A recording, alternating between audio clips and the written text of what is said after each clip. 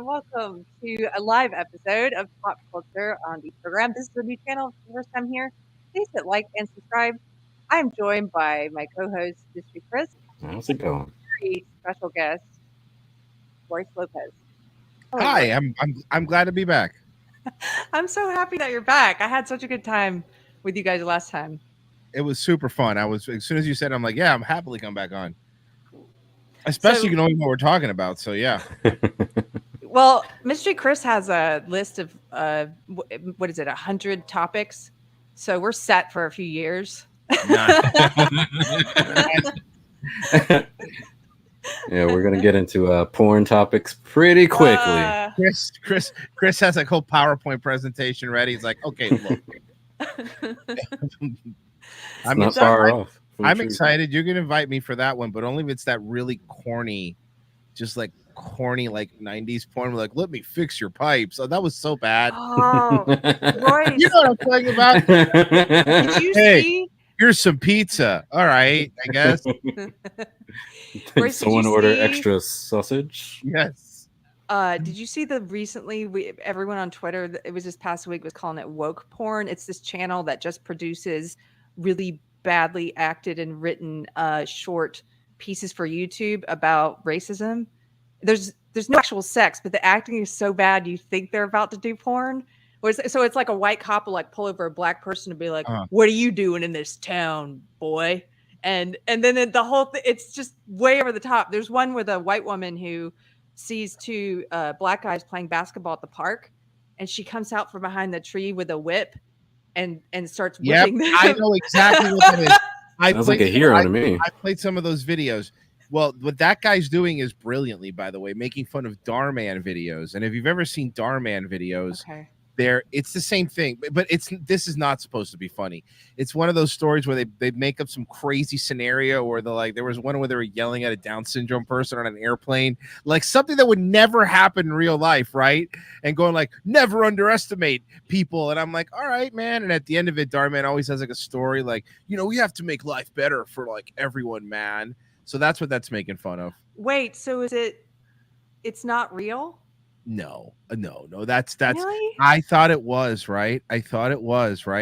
But then when I looked at the channel and I started looking into it, I was like, oh, they're making fun of Darman. They're just doing it like it. But here's the thing. It's so funny you say that. But where we are right now, isn't it funny? You can't tell the difference. I can't tell the difference. And when I first saw it, I thought it was so over the top. I thought it was satire. But then the account that shared it is an account that I've been to some of their conferences, and they were like, no, this is being used in DEI trainings. And maybe it's got a life of its own. What? Hold on. If we're talking about the same thing, then we have a problem. Yes. I'm going to have... It's so... One of the videos is called like Racist Karen Whips... yes, I know. That really sounds like it really sounds like race. Yes. Racist Karen whips black boy. Okay, look. So here's the thing. I'm telling you. Look, if this is real, then I'll say sorry right now. But this can't be real, right? There's no way that this isn't a joke. I've seen this one. This is a joke, right? They're making fun of Darman. I don't know. They even put hashtag Darman in the title. I don't know what Darman is, but I'm willing to bet that if it is being used in DEI trainings, that just means that whoever put it in the trainings took it for serious. It was like... Here's another one. Cop arrest 9-year-old for no reason. Like, there's another of these crazy titles. I'm like, those things not real. Come on. I refuse. I'll put up with a lot of shit. But let's stop with that. Come on.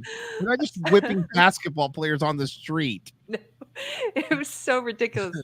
Anyway, I'm sorry I took us down this path. No, it's okay. Porn, and it was like, oh my gosh. And then Gary played it on Friday Night Tights, and they were cracking me up because they were just pausing it to talk about the porn that was about to happen. Right. But that never happened. So, okay. One other thing. Before we get to our topic, guys, we are talking about In Living Color tonight. I'm very excited. But before we started, you guys were filling me in on something in the news. Yes. You want to set this up? I'm gonna see if I can share my screen. We're talking about the trailer. Mm-hmm. Okay, so there's this awesome. God, I'm so excited. There's this awesome new Marvel show coming out because their quality has been so top notch lately. There's a new Marvel show coming out, and it is called She-Hulk: Attorney at Law, and it's as awesome as you think it is. Oh my gosh. This sounds like parody to me. This is like, Oh well, listen, it's Marvel. It might be, but you know what? It'll make $1 billion, and nobody will care because it's Disney. And at this point, people are watching it out of habit. Being a superhero is a trial by fire. Who's gonna protect the world if not people like you?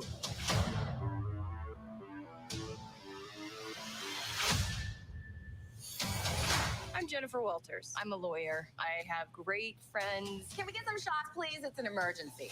A demanding job. We just started a superhuman law division, and I want you to be the face of it. And a frustrating family. Cause you didn't ask for this, but you still gotta deal with it. Your transformations are triggered by anger and fear. Those are like the baseline of any woman just existing. Okay, pause. okay. Sorry, I'm sorry. Just I have to address that line there. Yeah. Yes, it's just so horrible all the time for women. They're just always under. All right, so already so partway through it, just as you can see, this is basically Ally McBeal if she was She-Hulk. Yes. It's female single. Remember Futurama? Single female lawyer having lots of sex. No. That's what this is, right? That's exactly what this is. But the even worse part is wait till you see the CGI for her. Oh no. Oh yeah. Well, kind of looks like Shrek already, the female Shrek. Oh yeah, but no, it gets worse. When you really look at her, you'll see. Okay. I'll transform, I'm gonna die.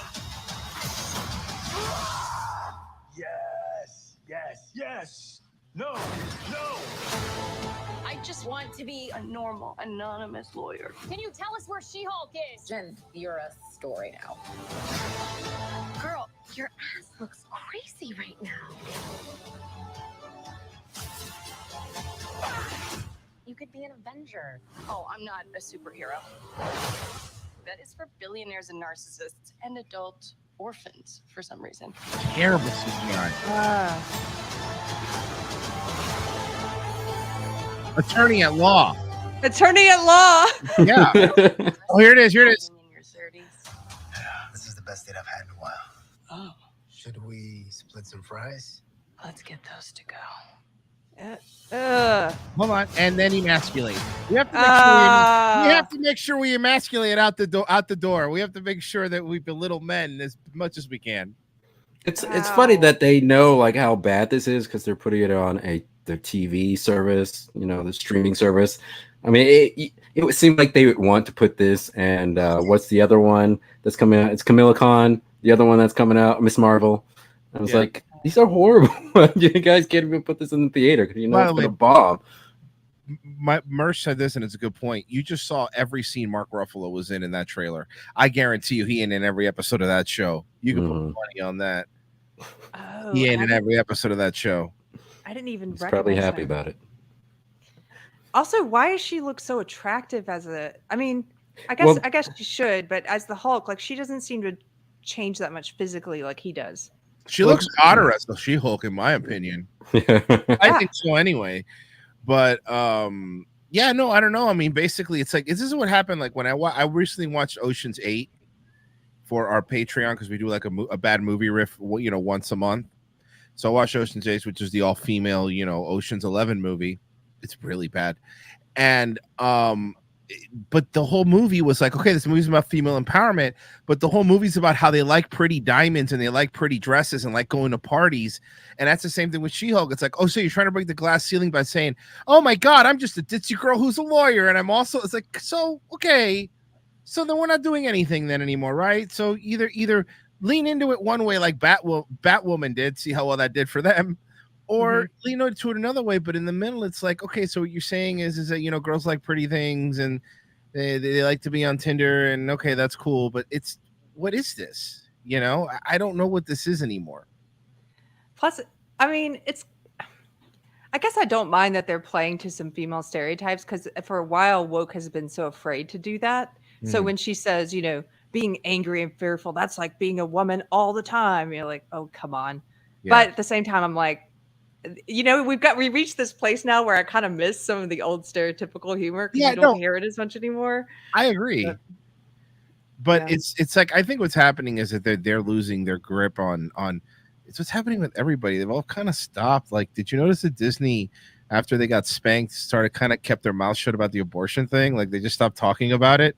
They were like, yeah, I'm not getting, I already did the don't say gay thing. Like, I'm not getting involved anymore because I think people are starting to actually fight back and go, enough.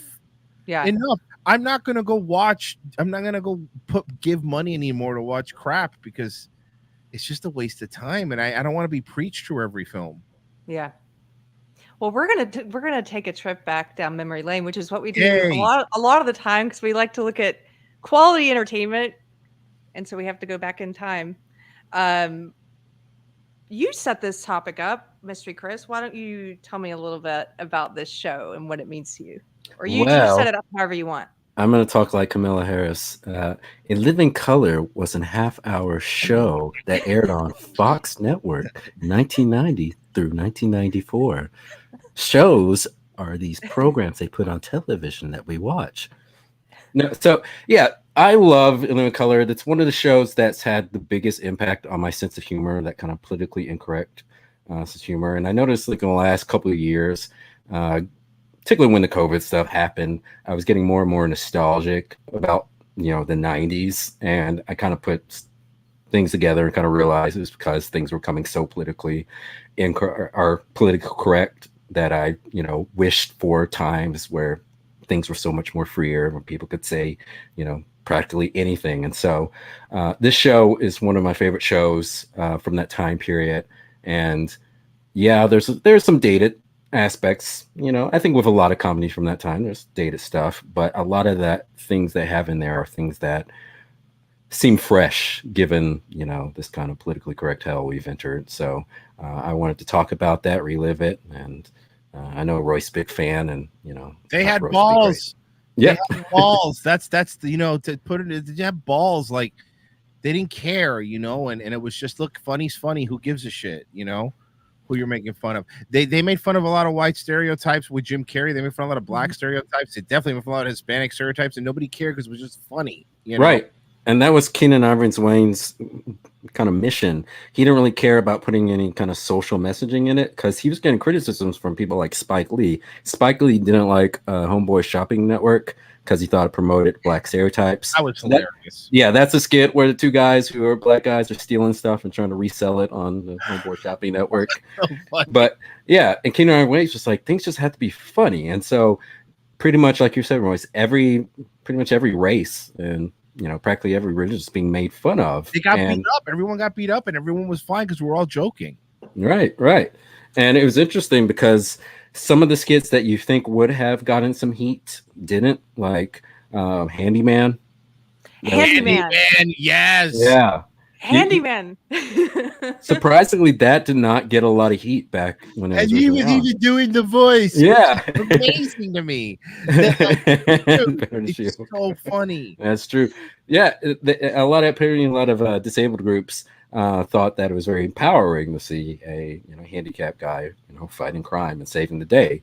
But one skit or multiple skits with the same character that was very controversial back then apparently was Fire Marshal Bill. A lot of firefighter units didn't like that because they thought it was making fun of firemen have been burned horribly. Let me show you something. Yeah. That was so great, man. All these, I remember watching this, because in Living Color, what years did it run again? Did you say that again? 90 to 94.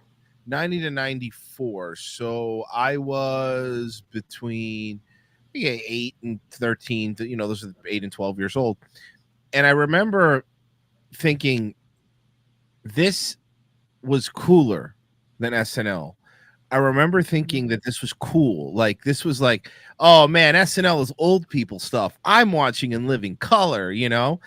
And it was, and it was, I mean, in so many ways. I mean, when when you compare it, like I'm another person. I'm a big defender of Mad TV. I think Mad TV was great. I think it's I like Mad underrated. TV. Yeah, you know, a lot of people don't realize how funny some of the people were on there.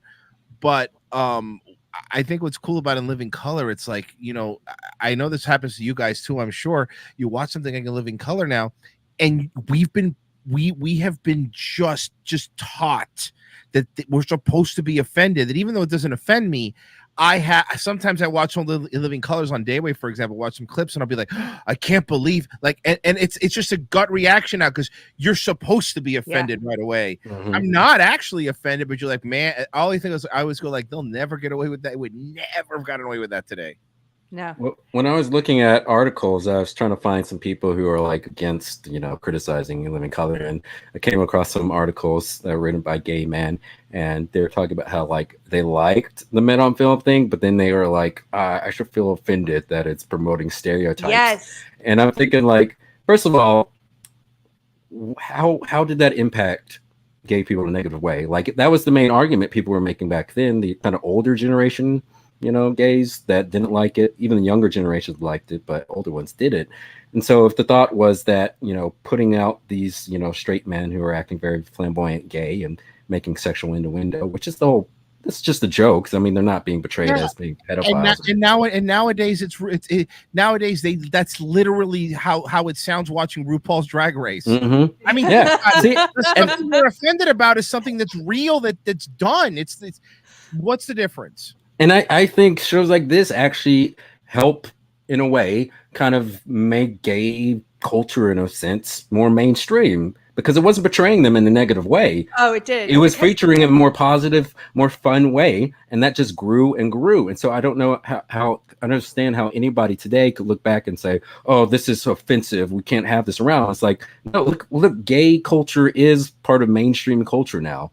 It's not part of the counterculture anymore. The conservatives lost that one, so it's now mainstream. Christianity is now the counterculture. That's where the weirdos. It is true. But it's true. But you're right. I just want to touch on something you said. It wasn't offensive because it was an equal opportunity offensive show. There wasn't any group there, like they touched on everyone. They made fun of everyone, and that's why. And it was inclusive. It was inclusive to have a sketch making fun of gay guys because they've got a sketch making fun of women or black people or handicapped people. I mean, they didn't spare anyone. And I think they definitely benefit from being majority black cast. Because I don't think a lot of white shows could. I think they would have gotten a lot more criticism at that time than Living Color did, and I think that's one of the good things that Living Color did, because they kind of took that edginess and, you know, put it, you know, through black lens, you want to call it that way. And I think you could see the effect it had for a while on the culture till somehow we started going backwards. And a lot of dudes in dresses, which I'm sure wouldn't fly that well today either. Yeah. There's a lot of that. Can we watch a clip? Okay. Yeah, of course. I'm gonna start, since I'm doing the stuff today, with one of my favorites. I mentioned it already. This one. Man of the Middle East, the Elvis of Aqaba, Johnny Abdul. Every amazing hit he's ever sung is now included in his new dual album set. Unforgettable. Nothing but a hostage.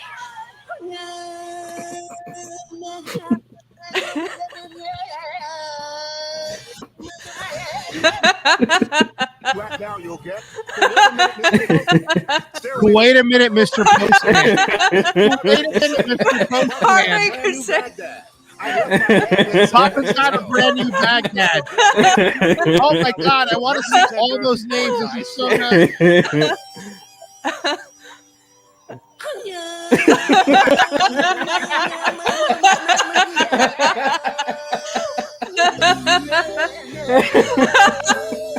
This is fucking so great. This is so fucking good. I hope it doesn't get canceled for this. This is brown face. You rock around the clock.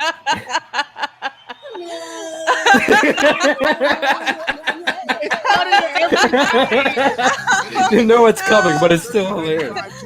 Johnny 666 Qatar 11212. Are you ready to rock?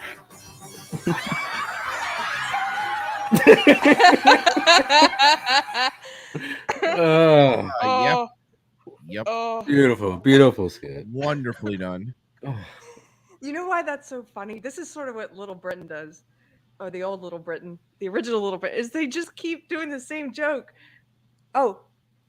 But sorry, my YouTube is still playing. But it builds. It's almost like when somebody's doing a bad pun and it starts off, it's not funny, but they keep doing puns, and then you finally reach this point where your stomach is just hurting because you're laughing so hard. That's that sketch to me. Anyway. Can we talk about also how much the Living Colors theme slapped? It was such a good song. Heavy D. Like it was, yeah, I know. That's my point of going back to how much fucking cooler it was, right? I just think I sound like an old fogey, but I just love hip hop more in the 90s than I do today, because it wasn't as dark and it didn't take itself as serious. And I just love that kind of New Jack Swing vibe that Living Color had. And that's one of the things I loved about Living Color too, because it was on the heels of, you know, hip hop culture becoming more mainstream. And that was kind of, you know, it's a weird gray zone where corporations didn't quite know what it was or what its appeal was. And so they like paired a lot of hip hop songs with products and movies that didn't have that, didn't embody the hip hop spirit. Like Royce, you remember a lot of the movies in the 90s, early 90s ended with like rap songs. Both Ninja Turtle movies ended. Yes. Nothing But Trouble, Ghostbusters 2. If you ever talk bad about Vanilla Ice's ninja rap, we're gonna have problems, sir. Hey, I love that song. I love it.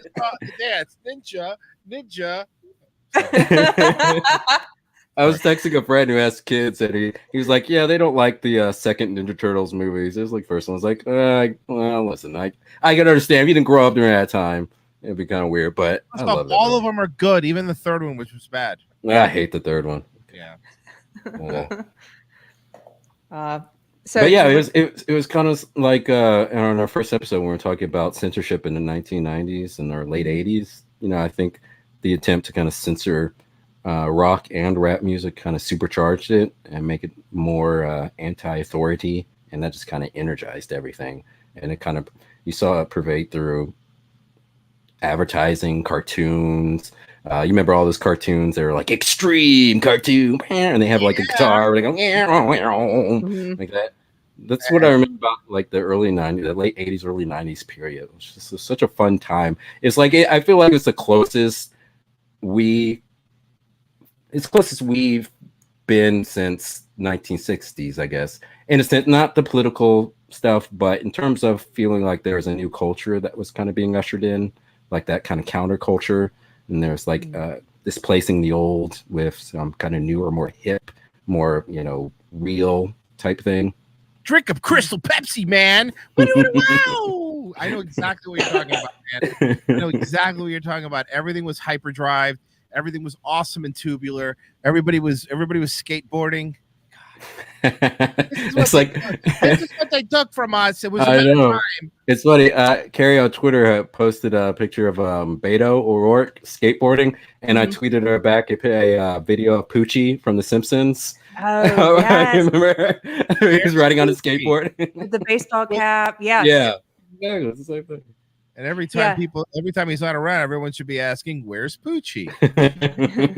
Where's Beto?" Yes, skateboarding in a Whataburger parking lot. What a nerd! What a fucking nerd! He does it on stage here too. It's like a gimmick. He'll come out on stage with this. What are you, a wrestler? What is he doing? What a nerd! No one cares. He's a cool guy that you want to hang out with. No. Yeah, well, you say so. No, I know.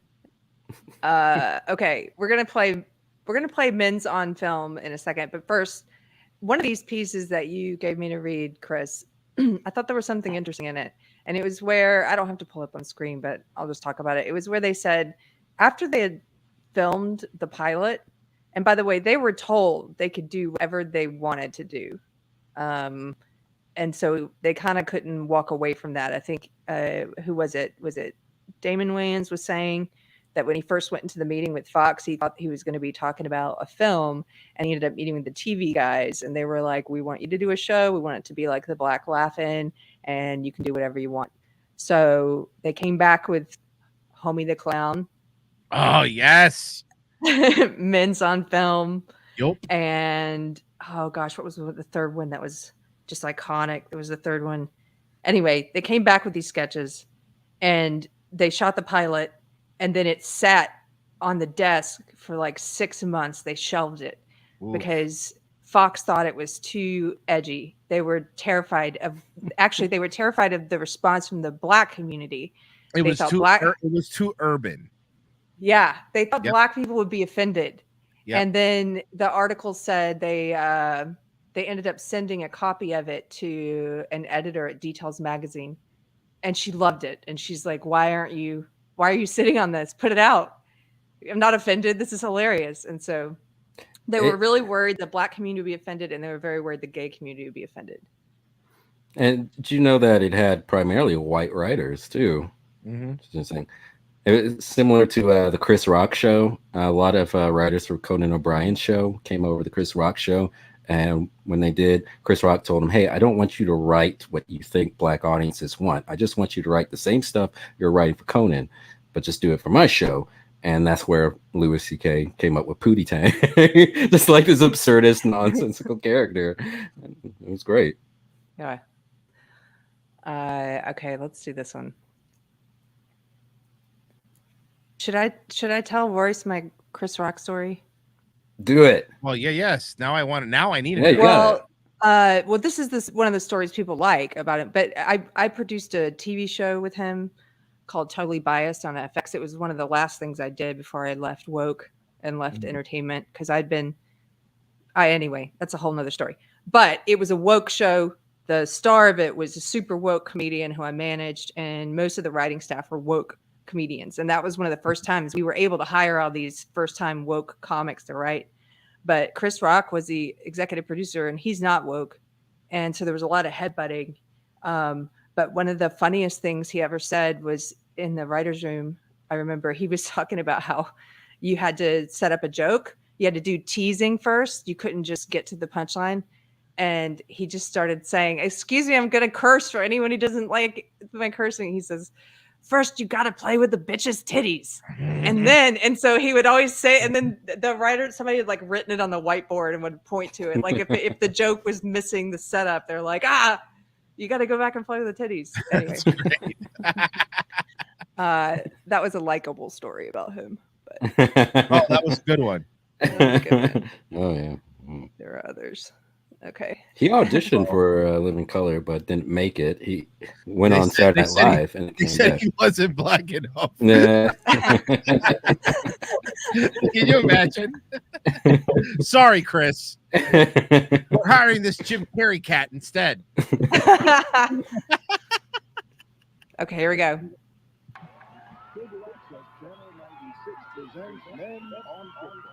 Can you turn it up a little? I'm trying. Let's see. And welcome to Men on Football, the show that looks at football from a male point of view. That's right. Tonight we're live and uncensored. That's right, naked to the world. You know, we have a new sponsor, Wilson Sporting Goods, the official balls of the NFL. I ain't said a word. You know, a lot of people were very surprised to hear that we was doing a special football show. But we've been fans of football for many years. I mean, what other game boasts such great names like Dick Butkus? Or my favorite, Bob Grease. Childish.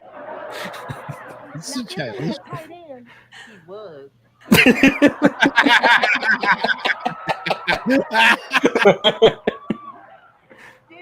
a lot of things about this game that could be better, like the uniform. Hated him. You know, I was so disappointed when I found out that those numbers on the back, they were just for identification. Oh, I know what you mean. The smallest one I saw was 11, and then I saw one that said 78 child. I almost fainted. You need to stop. And you know, I found that those padded shoulders were just too Joan Crawford. And speaking of old fish, what about those cheerleaders? Hated them. I mean, what good are they? Everybody knows that these men just look at each other's Mans. inspiration to do their best. Not some scallop on the sidelines. I don't understand why they bring them in. And what about this matchup today? The Buffalo Bills against the Washington Redskins. Oh, yes, it's like playing Cowboys and Indians. Well, tie me up and scout me, but I'd be a lot more entertained if they were playing with the Oilers and Packers. That's a thought. That was aggressively gay joke. Well, to be truthful, for me, nothing beats that exquisite moment of tension right before the play begins.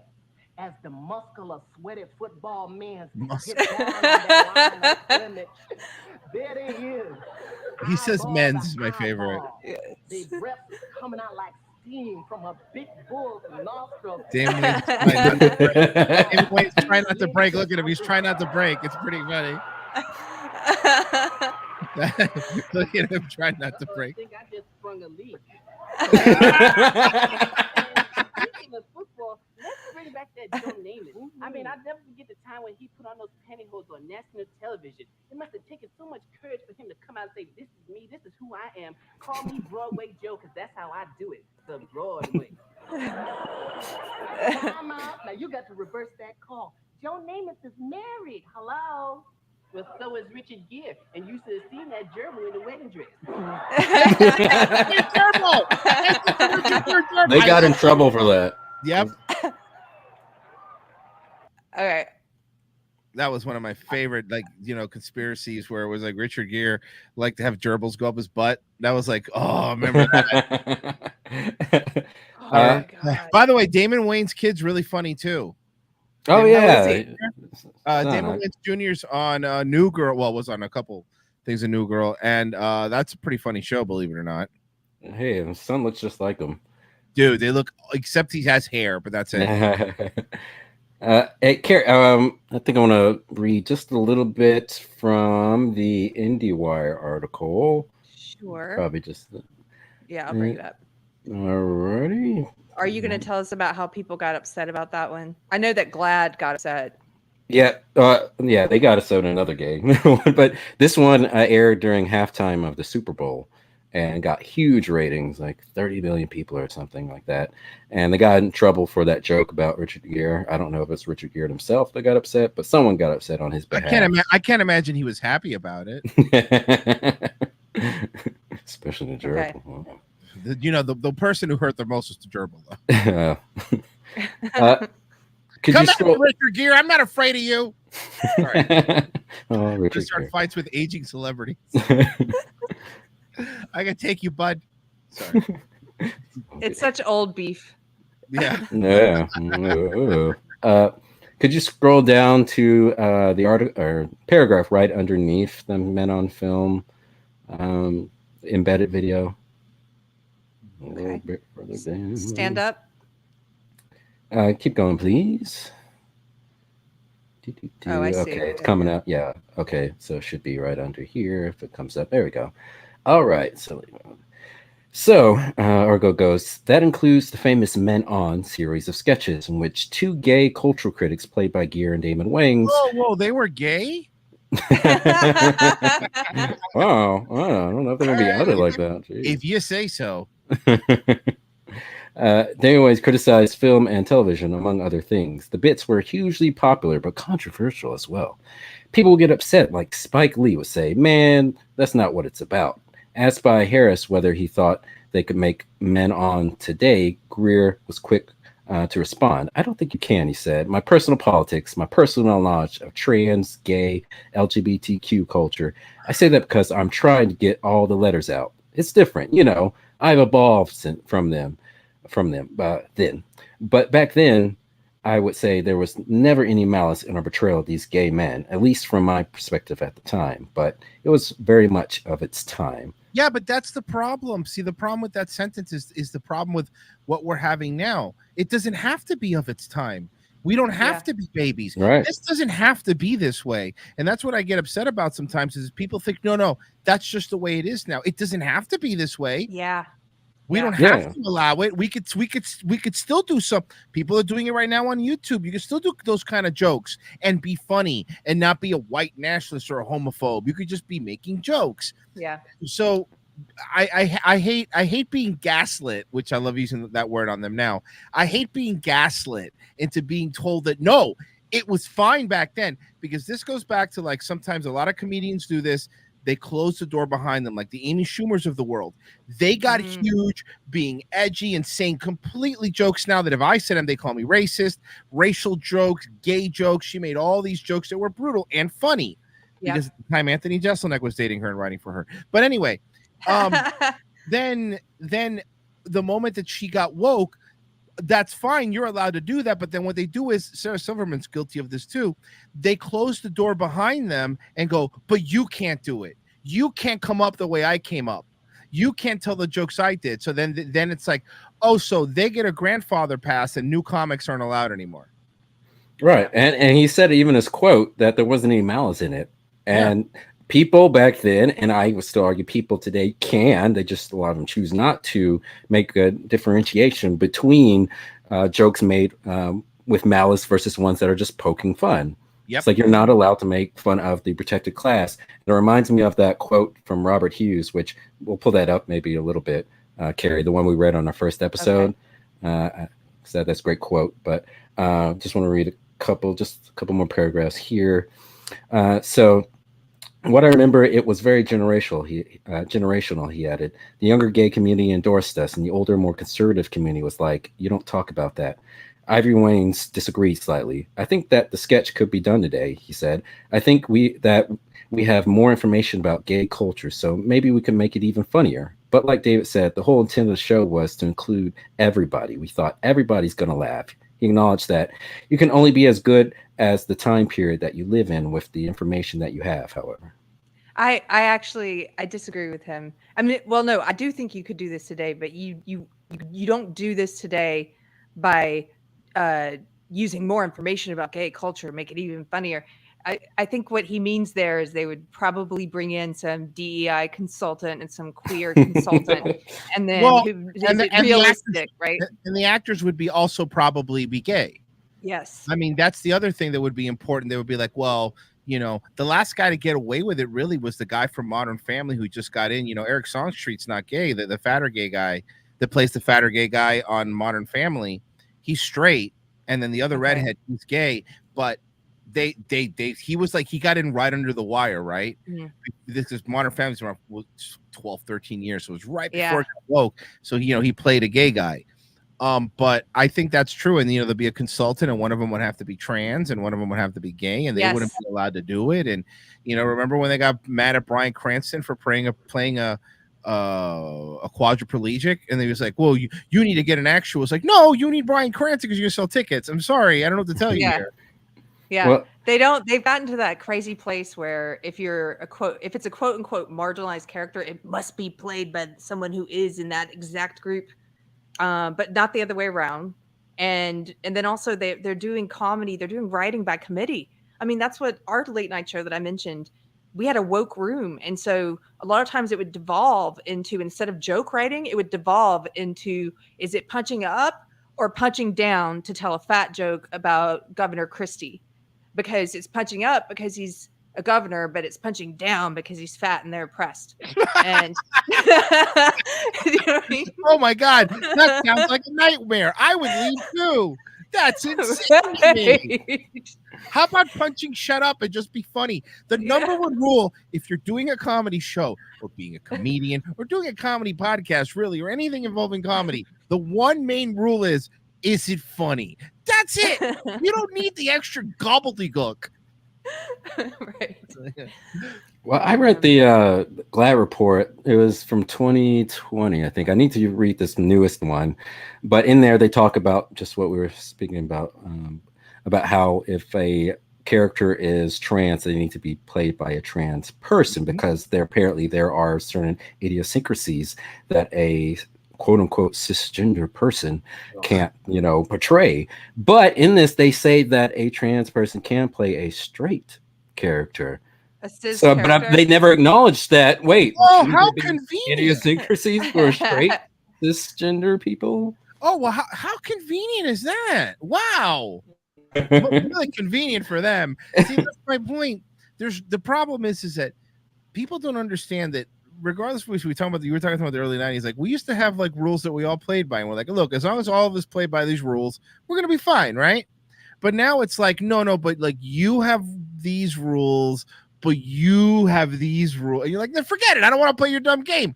It's, you know what it's like arguing sometimes with a far right left, with a far, excuse me, an extreme far leftist. For me, remember that game in Big Daddy, I Win? It's like playing the I Win game. They make up the rules as they go along with the cards, and they always win. You never stand a chance because they're going to stack the deck for whatever they want.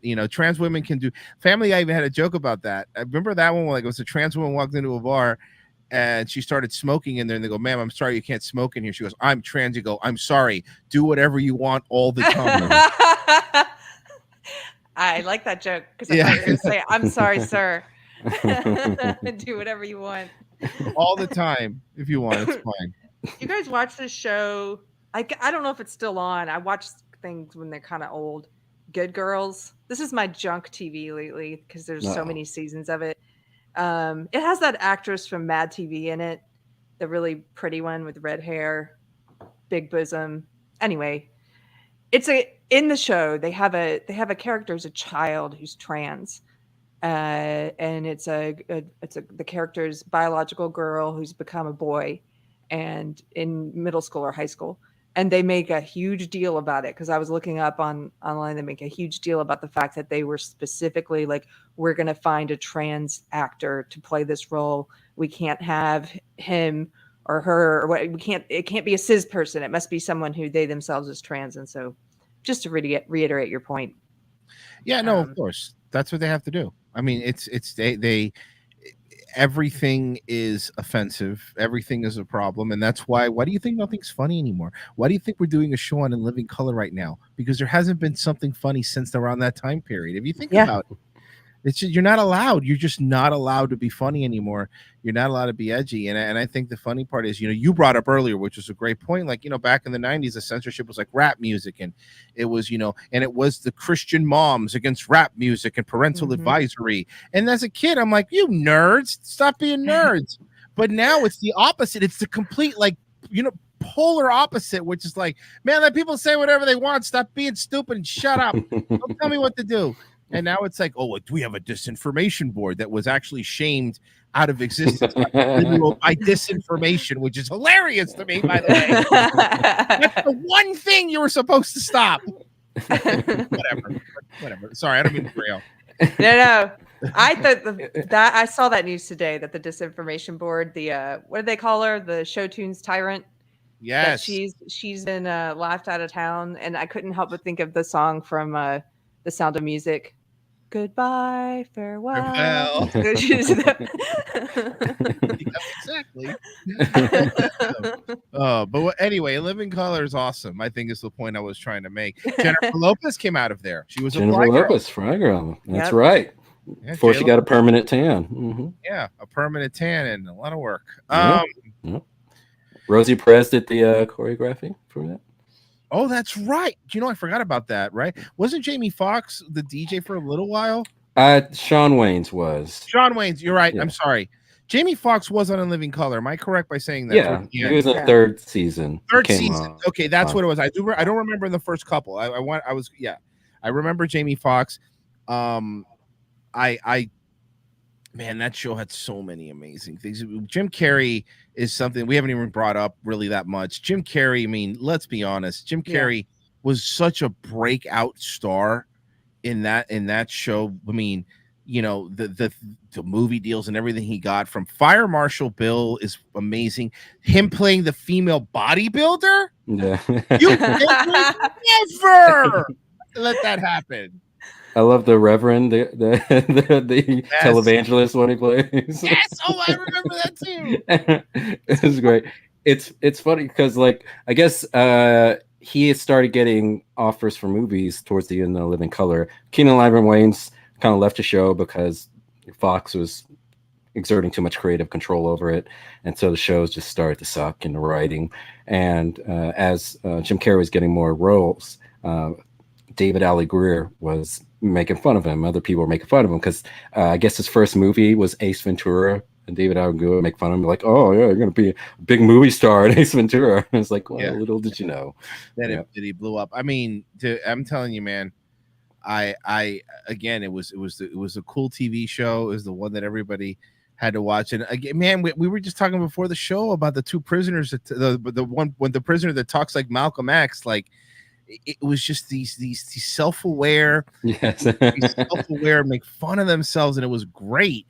Yeah, it's like, you have to respect everything about me. I'm a perfect little angel. I'm like, all right, you're burning down his factory, but okay, I guess. See, and that's what another thing I loved about the show, because they make skits where they make fun of like why people are, about racism or something, but they'd also make fun of like the darker aspects of Black society. I was watching before this show. I was watching a clip of the Homeboy Shopping Network, and this whole segment on there where they're telling how people can scam the food stamp and become like super rich off of it, and just stuff like that. It was funny. They're poking fun at blacks, just like I was saying earlier. How Spike Lee didn't like that. Like, you can't make fun of blacks. We're marginalized people.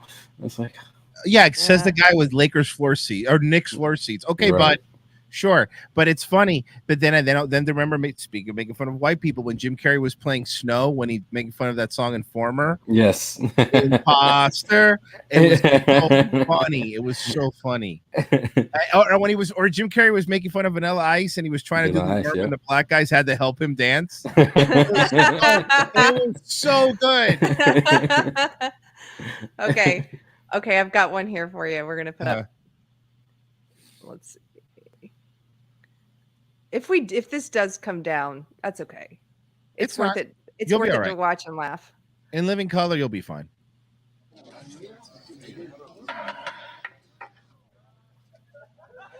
evening to the Justice Legions of America.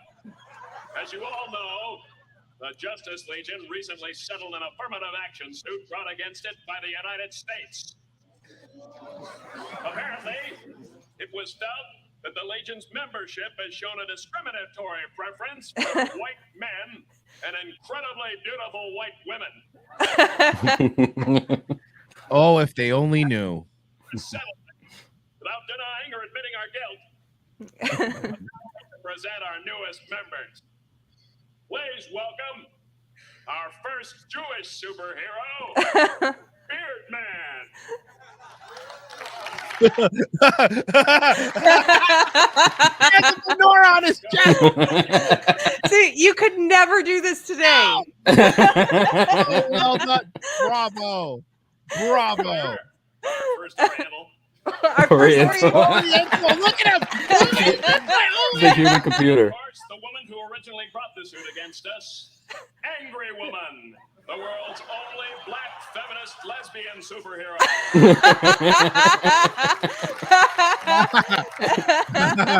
Last but not least. Wait, I have to pause again. There's so many gems in this. The woman who originally brought the suit against us.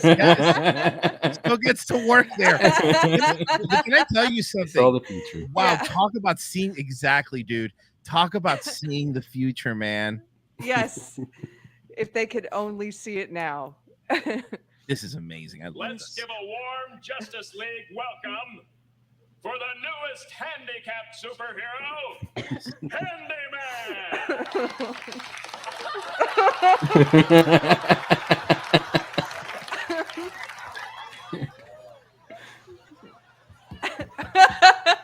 Thank you. I'm a man of few words. And I'd like to say to all those who never believed in the power of the handicap, there's a new sheriff in town. Oh, God, it's good. He wipes the drool off. It's a bird. It's a plane. It's a giant handicap sign. Hey, oh, that's amazing. Listen, I'd love to stay I love how he jumps out the window. Yeah. I'll be back.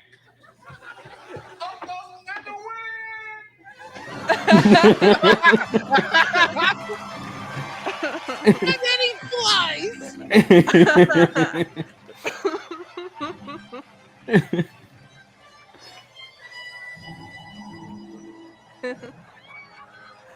Oh, that's beautiful. God, that's so well done. Oh, that's right. The handicapped bathroom. Sorry. We can't watch the entire episode. No, it's fine. Yeah. It's fine. Okay. Sorry, I got into the show. I told you it's so good.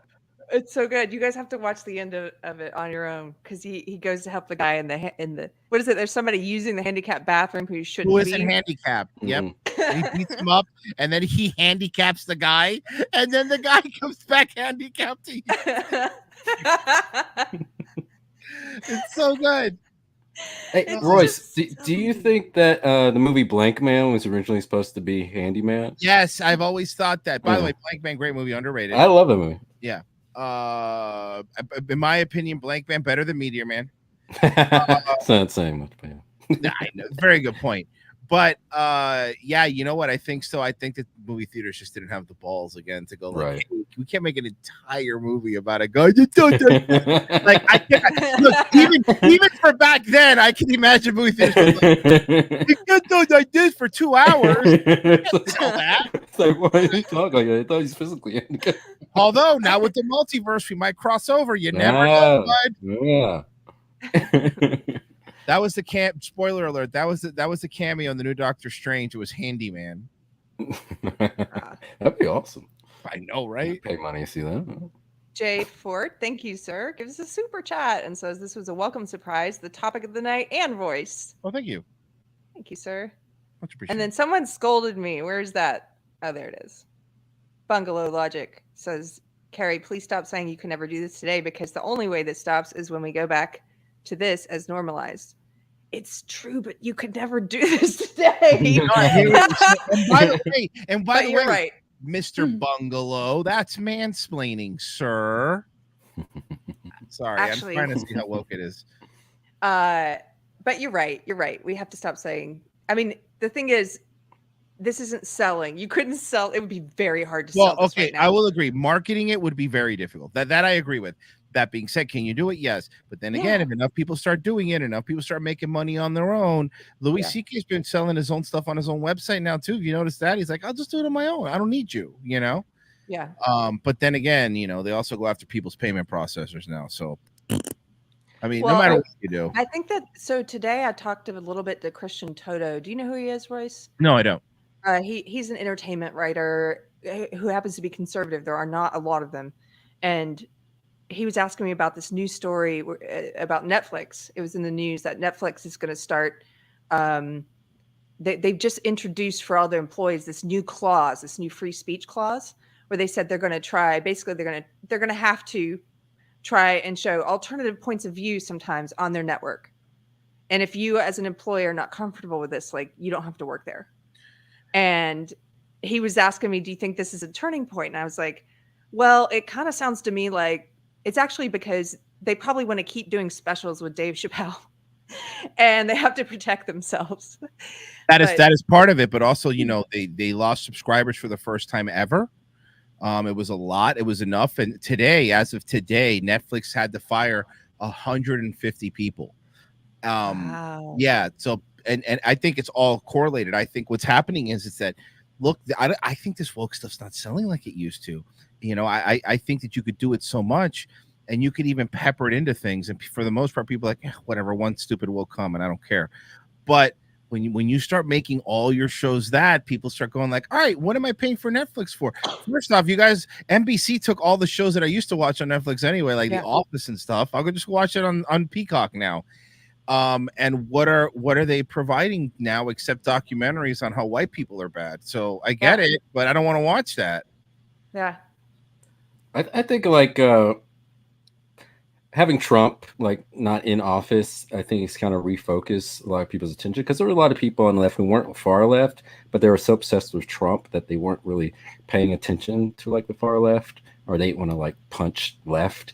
And now that he's not in office, I think now they're starting to see, oh, crap. Like they're starting to see like how crazy and destructive it is. Because I'm seeing a lot of people who are like pretty left coming out and saying, "Yeah, I'm not down with this stuff. It's going too far." You know, even if they agree with some aspects of it, they can admit that, yeah, this is Bill the way Maher. it's being done. Is Bill Maher, Bill Maher's been having an existential meltdown the past Yeah. year. Like, and you know, the way I look at it is two things. Well, that's nice to hear.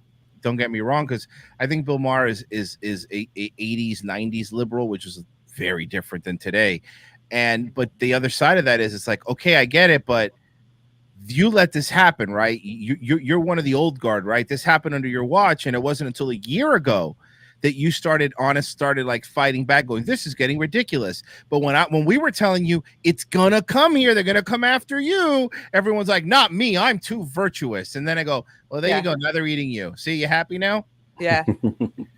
And see, that's why I say, like, all this stuff, when people are acting outraged, like, they secretly find this stuff funny, but they're afraid to say it because so many people, where they've, you know, come out and chastise someone for, you know, not being woke enough, whatever. When people go through their Twitter timeline, they find these old tweets of them talking about, like, making fun of gay jokes, like Joy Reid, and, you know, she was retarded, calling people retarded. Joy Reid. That's that's right. Those Russian hackers. Yeah, the Russian hackers took over and made her be anti-Semitic and homophobic. It was the Russian hackers that did that. That would be a fun skit, like about Vladimir Putin sitting like, yes, we must frame Joy Reid. He's setting up a Joy Reid profile. Joy Reid. What should I use as my profile picture? And then Putin just typing not like the gays. From Joy Reid, just type be like, LOL, gay people are stupid. I got her. They're gonna fall for this. It's so dumb. Everything's a joke. Everything's a joke. And that's what's funny about this is like, I think it's not profitable. I think that it's not the money making thing that it used to be. I think that everybody got, like you said, a lot of other what I like to call normie or even, you know, center left people are going like, okay, wait a second, we can't do anything anymore. And it's like, the problem is that this isn't something that we all agreed on was the right thing to do. The problem is now it's like, this is why, and this sells tinfoil hattie, right? But the reason why I'm one of those big proponents where people are like, we need to make people can't be anonymous on the internet. I'm like, they have to be, because what's next? You can't be anonymous, and then you're gonna get fired for liking a racy tweet or for watching the wrong video online, and that's where it's like you need anonymity, because that's the only way things, you know, that's why there's things that are huge and famous, but nobody will talk about them publicly because they're afraid to. Yeah. I think I don't know. I understand why some of the people are saying what they're saying about being anonymous on the internet. I definitely think that when you own up to who you are and you put your name with something, you're more thoughtful about what you're going to say. So I agree with that, but I also agree that people have to be able to protect. We do live in a very censorious culture right now, and people have to be able to protect their livelihoods. And so I don't know why that's such an either or thing. When I see people talking about it on Twitter, it's always like, pick one. And I'm like, Well, here's my thing though. Listen, I'm with you. I wish we lived in a place where people didn't have to be anonymous to say what they wanted. But unfortunately, since we're not, what options do you have? I mean, I have my name out there. I know who I am. You know, I mean, people know who I am, and that's fine. But there's a lot of people, but, you know, I work for myself. What are you going to do to me? You know, but there's other people out there that, you know, go to 9-to-5 job every day, and they might work for a corporation that's super woke, and they should also be allowed to talk. Exactly. They should also be allowed to talk, right? They should also be allowed to say what they believe. They should all, but you're not. You know, remember those people that were trying to fire people for having like Trump stickers on their car at the parking lot of a corporation? Like, that's why people are anonymous, and that's why people get radicalized. These people go like, you know, Biden's all like, oh, these people are getting radicalized. I'm like, yeah, because you made them sit in their home for 2 years, and all they had was the internet. What do you think's gonna happen? Yeah, and you told them they couldn't go to work. Yeah, but the government got really authoritarian, and then you're like, what's happening to people? Yeah. And then on top of all that, they go, and also you can't make any gay jokes on the internet. So you don't get that anymore either. You have nothing. They used to give us bread and circus. Now they give us this misery and depression. And so you're lucky to have a job, loser. All right. I guess. Thanks. Thank you. Watch another, what's her name? The comedian that a lot of anti-woke people don't like. Hannah Gatsby. Nanette. Yeah, Nanette. Yeah. I did watch Nanette. It's not really stand up. It's more of a one woman show. There are some humorous moments, but yeah, I understand why there's all the criticism. It's not a riotously funny stand up comedy show. You know, it's more like go to the theater. Spoken word. Mm-hmm. More like spoken word. I get it. I mean, that's not for me because I like, comedy, but to each their own. If you want to be scolded by a woman for an hour, man, Netflix is there. This is why you're bad. Okay, I've got another one queued up, Chris. Is that cool? Yeah. Okay. Let's see. There's a weird ad on the right. It's creeping me out. I don't know how to get rid of it. I'll just leave it there. Gotta see that now. We'll just leave it there. It's fine.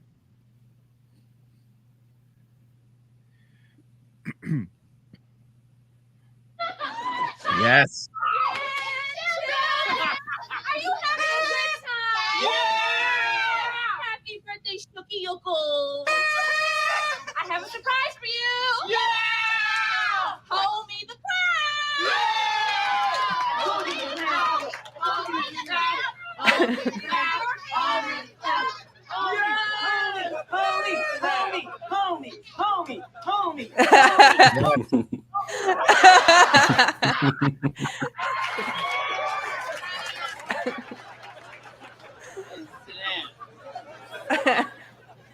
All right, kids.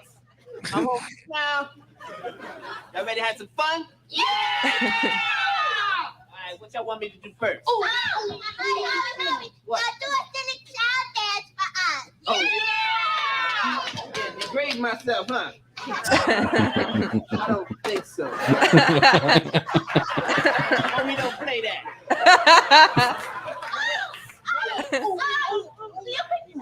You could slip on a banana peel and fall on your butt.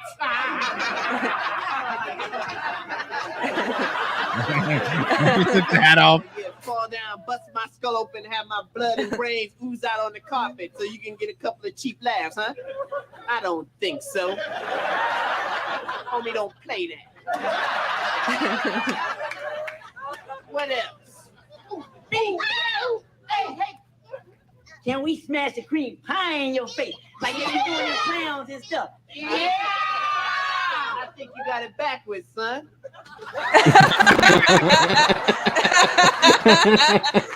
Now, how do you feel about yourself? Totally dissed, homie. That's why homie don't play that. How about a magic trick? Yeah! Who got it down? I do, homie. Here you go, homie. All right, I fold it once, twice. Now it's gone. Ta-da!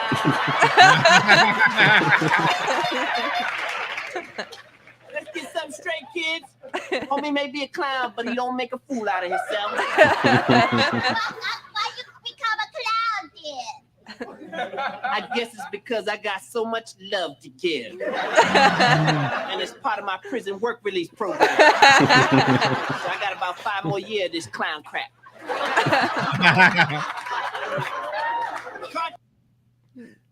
First off, the fact that it's a clown with a bald spot is just so good. So, Royce, did you know that they based that Paul Mooney? Really? Do you know what? I didn't know that, but man, does that make sense? Yeah, because he hates white people. He's just angry all the time. You want me to degrade myself? Yep, that does sound like something you would do. Yep. Oh, Yeah. God, that's so funny. I had never heard that before. Yeah. Paul Mooney. If you don't mind, I'm going to read a couple of these real quick. Let's see. Leland, thank you, sir. Gave us a super chat and says, I watched the In Living Color Super Bowl halftime special with about 20 friends in my dorm. It was epic and fun and sponsored by Taco Bell. And not Pfizer. Today it would be Pfizer. Let's see, by Pfizer. Mondo. Thank you. Mondo says, I love that you guys are talking about this classic TV show. Also, love your hat, Keri. Thanks, Mondo. Oh, I have a funny story I can tell you. I went to the gas station to get a Red Bull. I know it's late, but when I do a late show, I kind of have to have one because I get tired. And there are these two older black guys in the shop, and I was checking out, and then one of them was asking a question. I thought he was talking to the cashier. He was like, I thought he was saying, "Are there any Oreos around?" And he said it 2 or 3 times, and then he stepped close to me, and I realized he was saying, "Is there a rodeo in town?" Because I was like, "Oh, you're talking to me because of the hat." And he was like, "Yeah, is there a rodeo?" And I told him, I said, "No, I thought you were saying that there are Oreos around, and I like Oreos." And then the two black guys, and then one guy goes, "We got an Oreo right here," and I was like, "Okay, I'm leaving." It was just one of those. The conversation just evolved perfectly to be like, I have to get out of here. It reminds me of the brothers skit on In Living Color, where Damon Wayans and Keenan Iron Wayans are these like Oreos, these two white black guys that sing songs about how much they love whiteness. I don't remember that one. Yeah, it's pretty. What's that one called? Just the brothers. I'll pick that one up. Black Malice is the last one. Black Malice says, "Keri, glad that you have Mr. Lopez on again. 2 things. 1, don't have him in another trivia contest. He's not very good." Hey! All right, you know what? Come on. It's true. I'm really bad at that. 2nd, use influence to have Royce on Friday Night Tights. Be great. Have you ever been on that show? No, I haven't. Fun. Yeah, I'd love to. Yeah, Do you like those guys? Yeah. I Okay, have no problem with cool. anybody. They're so fun. Yeah, sounds like fun. I want to come on your. I want to come on Revenge of the Sith. Yes. Well, so this week we have Harrison on this week, but yeah, next week let's get you on. That'll be fun. Cool. I think I got them all. Thank you guys. One of the things I think it was great about In Living Color was that it was on Fox, because if it had been on like say HBO, I think they wouldn't be able to resist more, shock jokes and raunchy kind of stuff. Fox did comedy for a while too, if you think about it. Yeah, they were the edgy channel. The Simpsons back when that was controversial. Married with Children. Yeah. That one was huge. Cops. Yeah. Yeah, you're right. I mean, that's really Fox really was like when everything was still kind of like that typical sitcom laugh track stuff. Fox came in and were like, let's do something a little edgier, a little different. And not that they didn't have a laugh track and stuff too, but their content was like, The Simpsons would have never been around if it wasn't for Fox. You said Married with Children, definitely not In Living Color. I mean, who's going to take a chance on In Living Color if not a new network? The old networks wanted, your typical SNL and your typical late night TV show host. Yeah. And Fox had Arsenio too. There's another one that they took a chance on. Arsenio was like that was another show that for a small window was the coolest show on TV. Remember Bill Clinton playing the saxophone on Arsenio? A lot of people say help him win. Yeah. Because it humanized them. Do you guys remember when Arsenio went off on there was a gay rights activist in the audience who started yelling at him? Do you remember this? Yep, I played it on Daywave. It's great. Oh, maybe that's where I saw it. Yeah, maybe I saw it on your show. It was so good. Yeah, but it was Revenge of the Sith where I played it. Yeah, he goes on the show and like this gay rights activist is yelling at him because he was making some jokes and man, he laid into him. He goes, "I'm not going after your people. I'm making jokes." Like it was really like going after him hard. And at the end, the guy kind of just shut up. Can we watch that? You could definitely watch it. I've watched it and I didn't have a problem. If you find it, I could probably find it. Okay. I think I got it right here. If you guys are cool, I know it's not In Living Color, but this was around the same time.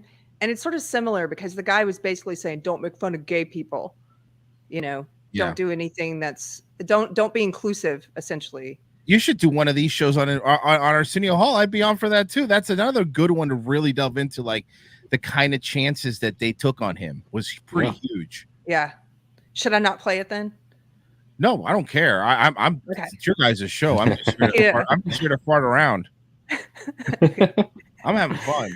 I'm gonna do it, Chris. Okay, here we go. All right.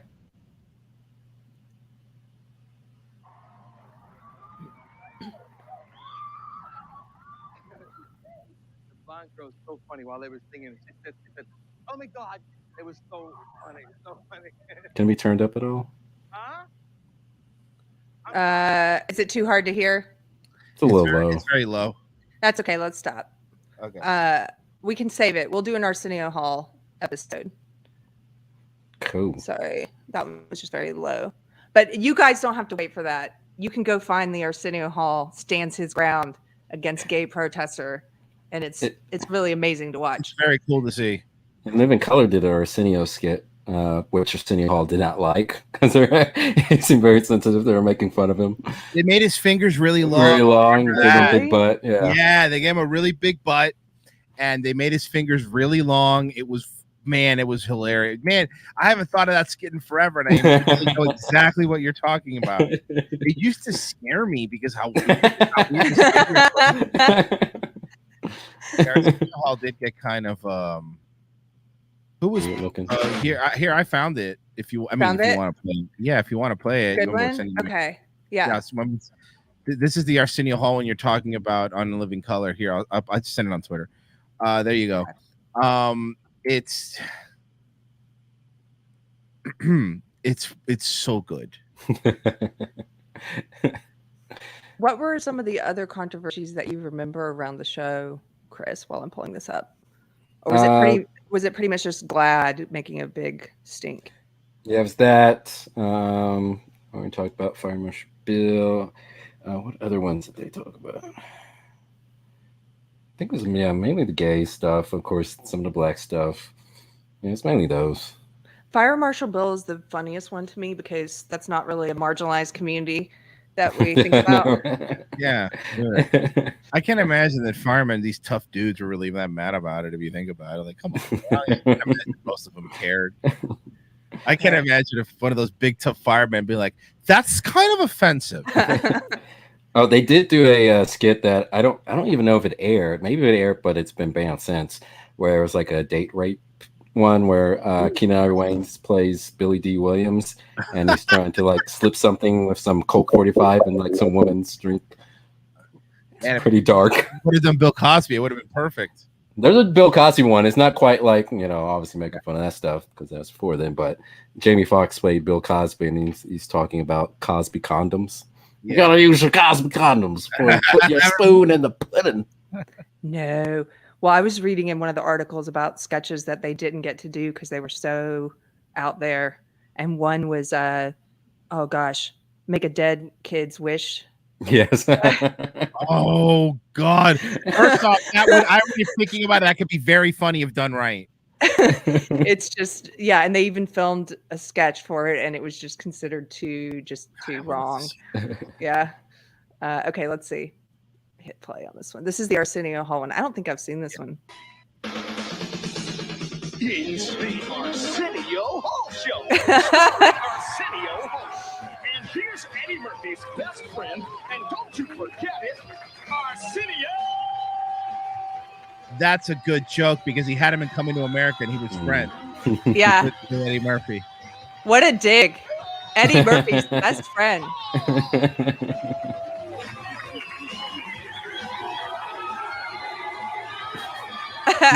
The oldest Wayne's brother, right? Yeah. Look at the fingers; it's so big.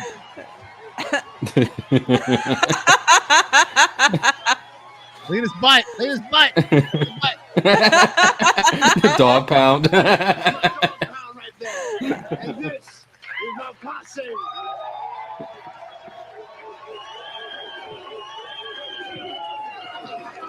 Look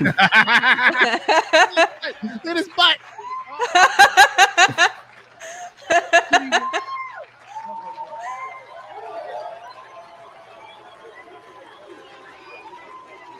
It's so funny. I just have to pause. It's so funny this would make him mad. I mean, you're a comedian. You should be able to take somebody poking fun of you. It's like, it wasn't even that mean. No. He does have long fingers and a big butt. Yeah.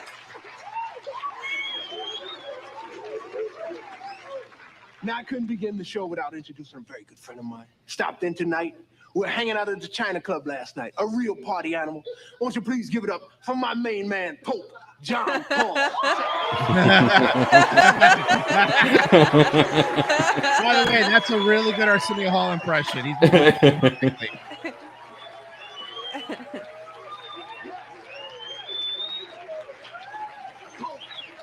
to be number one.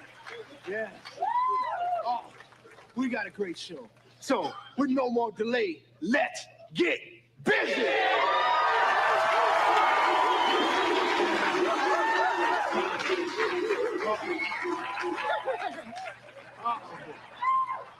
Now, I'd like to introduce my first guest.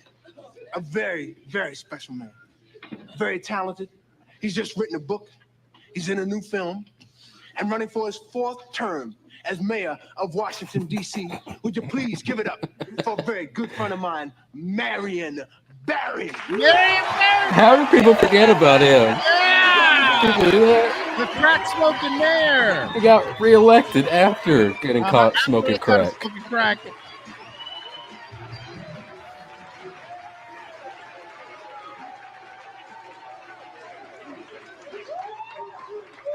I have a question. This is maybe stupid. Is this actor, are his fingers that long, or is that a prosthetic? No. Those are prosthetics. Arsenio Hall's long fingers. Okay. Let's just get right into it. Now, you're in the press a lot lately. You have beautiful women inviting you to hotels. People following you everywhere you go. What's it like to be a sex symbol? I don't think you understand, Arsenio. I don't consider myself a sex symbol. I do consider myself a man who's been wrongly accused of a crime. And They caught him on video smoking crack. All charges against me are false. There's been no proof of any wrongdoing on my part. Hey, you wake up! Okay, I'm gonna stop it there so we don't get in trouble.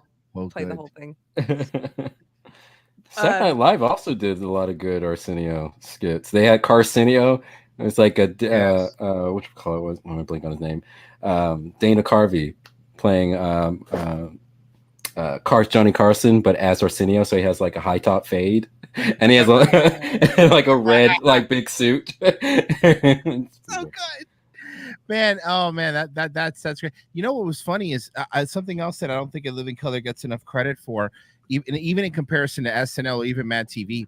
Their sets were really good sets. Like, did you see they redid the entire Arsenio Hall set in their thing? You know, that's impressive to me. All of their skits had really good sets for the time, especially. Yeah, that was really good. I even like the set that the Fly Girls dance on. Yeah, well, and I really like the Fly Girls. If we're gonna go there, yeah, you know, J-Lo, you know, is the only one holding up, but still pretty cool. Not bad. 1 out of 50. Just a quick chat that I saw go by. Look at this. Wicked says, Keri has a great sense of humor. I don't understand why what they're showing is funny. What am I missing? Oh, no. No, but comedy's subjective. We're not all going to laugh at the same thing, guys. I mean, my favorite sketches so far that we played were the Johnny Abdul. If you don't think that's funny, you're wrong. Abdul's hilarious. I'm just kidding. No, you that's cannot not think subjective. that's funny. That's not subjective. No. I'll say it. I'll be the bad guy. That is objectively funny. That is not subjective anymore. I think a lot of the thing might be age. Don't you? Sometimes it happens with me. I'm sure it happens with you, where some of the newer listeners are much younger, and they don't understand what the joke was about at the time and why it's funny. And I can't imagine you get asked a 25-year-old who Marion Barry is, and they're gonna know, you know? Right. Yeah. Okay. Exactly. This one we just watched. This is contextual. It's sort of, if we were watching it back then, we probably would have been laughing more because there probably would have been like Arsenio would be on the air. We'd be seeing him all the time, and there'd be more mannerisms that we would pick up on, and things like the long fingers, which I didn't even know that was a thing. You know, you'd be dying laughing. And the big butt. Yeah. And the big butt. But it's so it's funny too, because the thing about this, wow, a sketch show making fun of a Democrat, you know, a politician, that would never happen today. But if you look back, every late night show used to make fun of everybody. It wasn't just like, well, we're gonna make fun of Bush all the time. It's like they make fun of Al Gore a lot too. When I still do this to this day, the whole lockbox Al Gore thing to me was, you know, very funny. They don't do that anymore now. Now it's just, you know, Orange Mad Bad, and now DeSantis is the new target, and it's just aggressive. Yeah. And Living Color had some funny skits. They made fun of Al Sharpton, and they had a skit. You remember a skit with Al Sharpton and Louis Farrakhan? And it was off of that, what was that 50s thing where it's like who's on first type thing. Oh, Abbott and Costello. Yeah, Abbott and Costello. Yeah, they're making fun of that with them too. There was one where Keenan Wayans plays Jesse Jackson, and he's like running for president, and it was really funny. It's like they actually made fun of the so self-professed black leaders of the black community. And it was funny. That's again, like, you know, I stand by this. I think one of the last funny people left on SNL is Keenan. I think Keenan's actually a very funny guy when he's allowed to be funny. Like you mentioned Al Sharpton, that's what made me think of like Keenan's Al Sharpton impression. I mean, when hosting the MSNBC show is so funny. Right. Well, the Republicans trying to blueberry steal our pie. I mean, it's so good. There's some people like that almost whatever they do, he's one of those guys that just has that joyful comedy spirit. Yes. I mean, exactly. You just see his face, whether it's in what was that Tom Hanks, David S. Pumpkin, whether he's in David S. Pumpkins or he's in What's Up with That, he's always got that fun joy. And yeah, I love him. I think it's like Will Forte for me. Will Forte just like doing that goofy smile just cracks me up. Will Forte is hilarious. I think Will Forte is one of the funniest people, and I think if you like Will Forte, you should watch Clone High if you haven't. Okay, Clone High. All right. Yeah, I mean, that's the first show that got him his SAG card because he never had one. Will Forte was working. I was friends with Phil Lord and Chris Miller, who I've interviewed. Phil Lord, they're the one who did 21 Jump Street, 22 Jump Street, and all that. I love those movies. Yeah, they're great. But their first show was on MTV. Remember MTV for like a couple of years was trying to do cartoons. Yeah. And, there was a show called Clone High. I mean, the cast was amazing. Will Forte, basically the premise of the show, and it holds up today, by the way, but the premise of the show is very simple. It was there's this city where they cloned a bunch of famous people, but they all go to high school because they age normally. So it's like a high school JFK going to school with a high school Abraham Lincoln, who's voiced by Will Forte. High school Cleopatra, but it's like it's making fun of like the Dawson Creeks, all those CW, WB shows, but it's with these historical figures, and it is really holds up, and it's great. If you like it, I suggest you watch it. I think all the episodes are on YouTube. Okay. I'll check it out. I've got so many things now just from doing shows and interviewing people and talking to people. I've got so many good recommendations now, so I don't have to just keep watching old things. So thank you. Yes. Do you want to see any other sketches? Bring up the Oswald Bates one. Okay. I know. This is the guy in prison, right? Yes. This is the guy who uses words he doesn't understand. Kind of like Michael Eric Dyson. Oh, my goodness. I think I sent you this video, one of the videos, after Michael Eric Dyson debated Jordan Peterson. He's just saying his word salad, so you're not saying anything. I think you did. Okay. If this one's too low to hear, just let me know. All right. Let's see.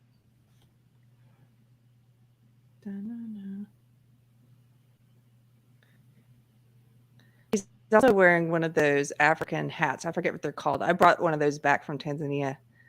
The ones that you wear it men outside. wear. Do they yell at you if you wear it here? Like, I'm just wondering how mad people get. Like, I can just imagine why Keri walking down the street going like, "Assalamu alaikum," and they're like, "What did she just say to me?" I wear whatever hat I want. You leave me alone. I'm a strong, independent woman. What we really want to do, Royce, we have lots of comedy sketch ideas. We want to do one with Mystery Chris walking down woke Congress in Austin. Oh, wait, hold on. I'm sharing. Walk down woke. What is it? Congress Boulevard? I forget what it's called. Mm-hmm. Congress Avenue. Anyway, he's going to wear a dashiki and a MAGA hat. And we're going to play, we're going to set it to like the Staying Alive, the Bee Gees. And we're going to, do you remember that video? The Bee Gees, yeah, when they're walking, the Bee Gees video? Yes. Yeah, Staying Alive. Staying Alive. Okay. Yeah. And it's them in all these like posing and they're just walking in there in abandoned buildings. But we're going to have Mystery Chris just walking to that song. And then we're just going to get reactions. Because don't you think, how did you set this up to me, Chris? Yeah, I'd just be wearing the dashiki and the MAGA and just waving to people. And they want to be called me like a racist, but then they'd be like, wait, no, I'm the racist. No, and their heads will explode. Oh man, do you remember Ari Shaffir used to do the Amazing Racist skits? No, I didn't see that. This is stuff that he's tried to make disappear from the internet. Not because I don't think he cares actually, knowing him, but he used to do these skits called the Amazing Racist, right? Where he went to like a black neighborhood, and this is one if we can find him. He went to a black neighborhood, and he went to a dry cleaner in a black neighborhood, and he tried to get them to dry clean his Klan outfit. I swear to God. And it was just him going, "Are you fucking crazy?" It was so funny. So funny. Stupid. Yeah. Okay, here we go.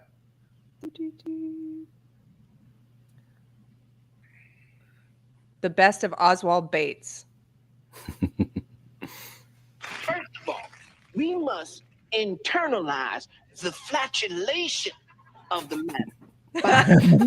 I love this. Prevention of the Indonesian proximity in order to further segregate the crux of my venereal infection. I may retain my liquids here for one moment. I'd like to continue the redundance of my quote unquote intestinal tract, because to preclude on the issue of world domination would only circumsize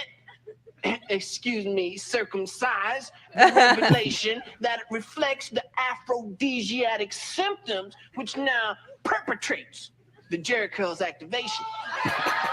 So, do not misinterpret. Okay, hold on. You are so right. I remember this now. You sent me this after we watched a Michael Eric Dyson speech. And it's spot on. I don't know why this character's not out there. Like, we should be sharing this more often every time these academics open their mouths. Give to the United Negro Scholarship Fund. United Negro Fund to develop without help. Allow me to expose my colon once again. Amplification inflicted on the incision placed within the fallopian cavities serves to be holistic, taken from the Latin word jalapeno.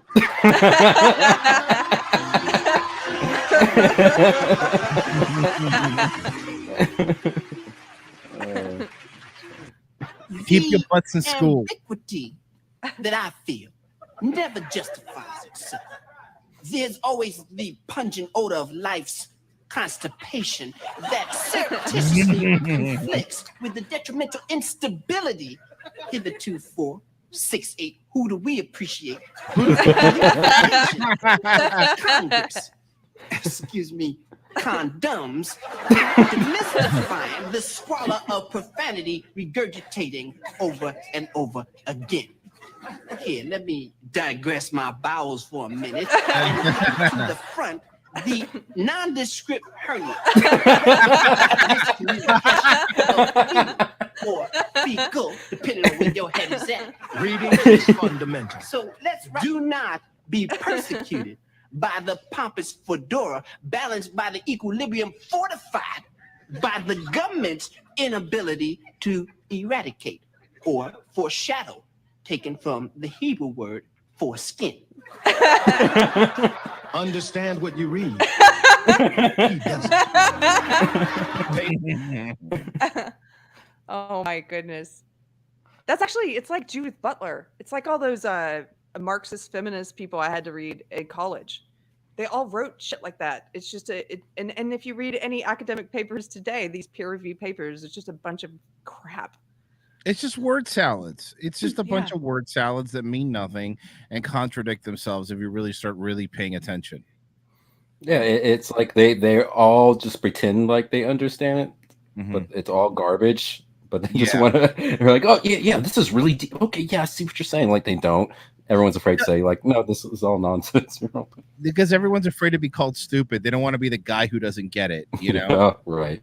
Oh yeah, of course I get it. Yeah.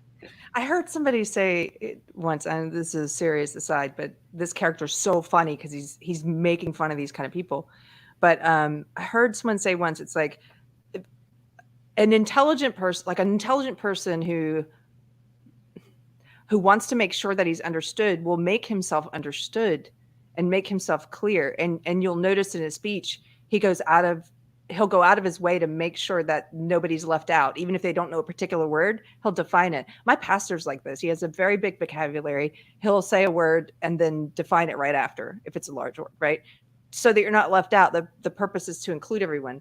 But people who are putting up a front and pretending to be smarter than they are, they don't include, they'll purposefully just spout a bunch of words like this. And it's like, it's sort of a smokescreen.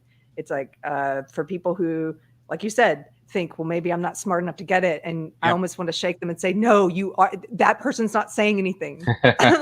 You're not stupid. They are.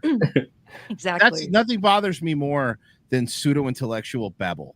Like exactly. it's this pseudo-intellectual, I think I'm smarter than you, talking down to people. I'm like, shut up.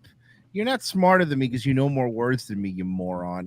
That's what really bothers me the most. Like I hate people that talk down to other people. Mm-hmm. And also you should never drop any names. Jay Moore taught me that. Oh, it took me a second. I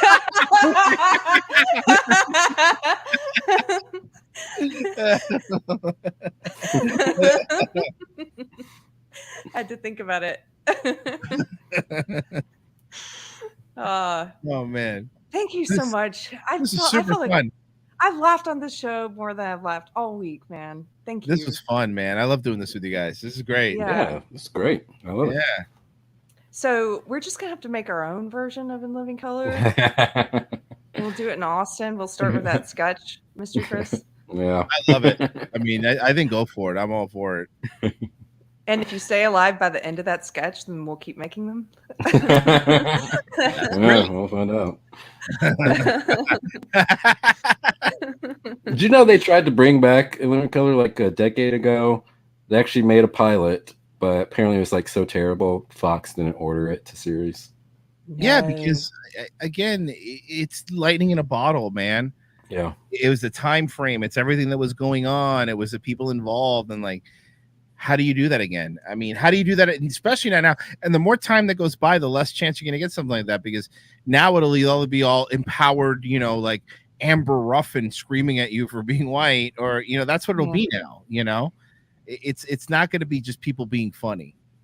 Yeah, there's not going to be a lot of opportunities to have sketches that kind of reveal some deeper truth about society. Because we don't like the truth, apparently.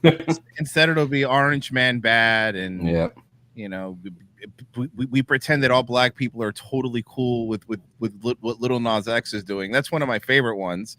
Everyone's like, "Oh yeah, we all love it," but like, no, we don't. You think LeBron's gonna go hang out with the gay cowboy? I doubt it. I doubt it. You know. Lil Nas X, man, he's a try hard. Yeah, that video with him like sucking the devil's tool. I just I was looking for the right word. You can say penis. Yeah, it just kind of a little demonic. Like I hate to be that person in my I'm sorry. Listen, Keri, I don't want to sound like an alt-right spur here. But I would say that was, you're right. You know what? A little bit satanic, a little bit. Like you have to read in between the lines. Before it was like, look, man, they're burning effigies in the woods. You know, that's nuts. And everyone's like, shut up, crazy. Now you're like, no, he's literally sucking Satan's dick. I'm crazy. I'm the crazy one. Okay, whatever. I'm out of here. I'm gonna go watch In Living Color clips. It's like the Great Reset. It's like all right out in the open. So people are like, oh, that can't be what it's about. That's too crazy for it to be real. There's no way they would try that. Meanwhile, they're making ads for it now. World Economic Forum presents the Great Reset. I'm like, oh, cool. All right. Whatever, I guess. But I know people are like, but it's all out in the open, so it doesn't, they wouldn't tell us that if that's what but they are telling us that. And so that's how I felt about that video. It's so on the nose demonic that there's no interpretation needed. But so are the songs these days. I mean, I've talked about this before, and people in my chat will be like, oh, she's saying that. But I feel like they've lost all creativity when it comes to writing lyrics and making euphemisms about sex. They're just really clinical now. They're just like, put your blank in my blank and then put this, and there's no creativity to it. There's no double entendre. It's just, it's not slick. It's not slick, and it's not clever. It's not. It's not clever. Honestly, I don't really listen to a lot of new music anymore because the last new song I know was like someone saying Molly Percocet over and over again a bunch of times. So, I mean, I know that's a song, but no, I mean, look, man, I listen to yacht rock. I listen like Hall & Oates. I'm pretty much stuck. Oh, Hall & Oates. That's my sweet spot. Kenny Loggins' little Hall & Oates. And look, I like some rap too. As a matter of fact, I used to love Tupac. I had the All Eyes on Me double CD. Big fan. I was a big fan of TLC. This is a little fun fact about Royce. The TLC song Waterfalls. I could sing Lisa Left Eyes Lopez's entire rap part. Just do it now. I don't want to brag. But I can. I don't want to brag, but I can. Keri will be backup singers for you. Dude, I'm telling you. How does it go? See. I seen a rainbow yesterday, but too many storms have come and gone. Even in the shade of it, I'm a God-given grace. See, I can do all that. I'm not gonna go into it. Oh my gosh! Wow. If you could go back to any time, like if you could go back to any decade of music and live there, which one would it be? I mean, 1999 is the peak year of life for everything, and that's just the truth. That was a perfect time for music. It was a perfect time for not even just music, society in general. Like, I think in the movie, the first Matrix movie, they really nailed it when they go 1999 was the peak of humanity. I'm like, yeah, kind of was. Mm-hmm. Everyone was still allowed to be funny, but we had some internet, not the barrage of internet we have now, but it was a little cooler. Everyone was still nice. Everyone was all still be allowed to joke around and make jokes. But then Limp Bizkit caused 9/11, and here we are. What would yours be, Chris? I'd say early 90s. I think with the music, entertainment, fashion, I think culture in general started to fall off in the late 90s, and we got to where we are now for a number of other reasons. But yeah, I think there was a lot more cohesion throughout the culture, and things just were more. One is dark, nihilistic, and empty. Yeah. There still was substance in a lot of forms of entertainment and things that are being produced back then. Oh, you mean like when Star Trek used to actually, make you think about things morally instead of going like, "Whoa, white people bad." Okay, yeah. I guess. All right. Are lasers? Yeah. Are either of you watching? Well, I know Keri's not, but are you watching? Royce, are you watching Strange New Worlds at all? No, I haven't even gotten into it because I'm so sad. It's sad. I saw that they had a scene in Strange New Worlds where they blamed the future falling apart on January 6th or implied it. And I'm like, all right, man, whatever. I guess we're all bad guys now. I don't care anymore. Like, yeah. It becomes demoralizing where you're like, all right, whatever, man, that's fine. But the problem is, and I say this a lot because I think it's important. They shot their load way too early because the problem is once you start calling everybody a racist and a homophobe, at some point people go like, yeah, I don't care anymore what you say about me. I don't care. And then by the way, they're the ones radicalizing people. Don't let them lie to you. They're radicalizing people because people feel left out, people that feel normal, people that don't feel trans, people that think things that are kind of edgy or funny, they have to go to the dark corners of the internet and they go, hey, how did you end up over there? Because you didn't welcome me here. I wanted to be on Twitter like you, but you told me to leave it. Yeah. And I'm in the cesspool that is Gab. And by the way, I keep meaning to bring this up. I've been meaning to bring this up for like past 5 weeks.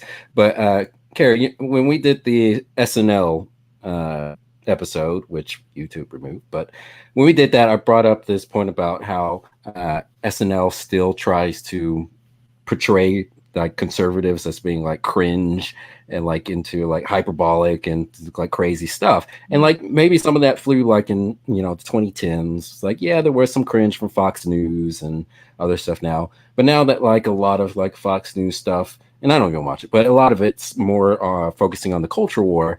Like a lot of that stuff is true. And so I brought up a example, like I just made up this example off the top of my head. I was like, oh, SNL would do some skit where they get like Cecily Strong to be Judge Janine, and she'll say something like, the liberals are making your kids gay or something like that. And I kid you not, the very show after we did that, they had the first skit.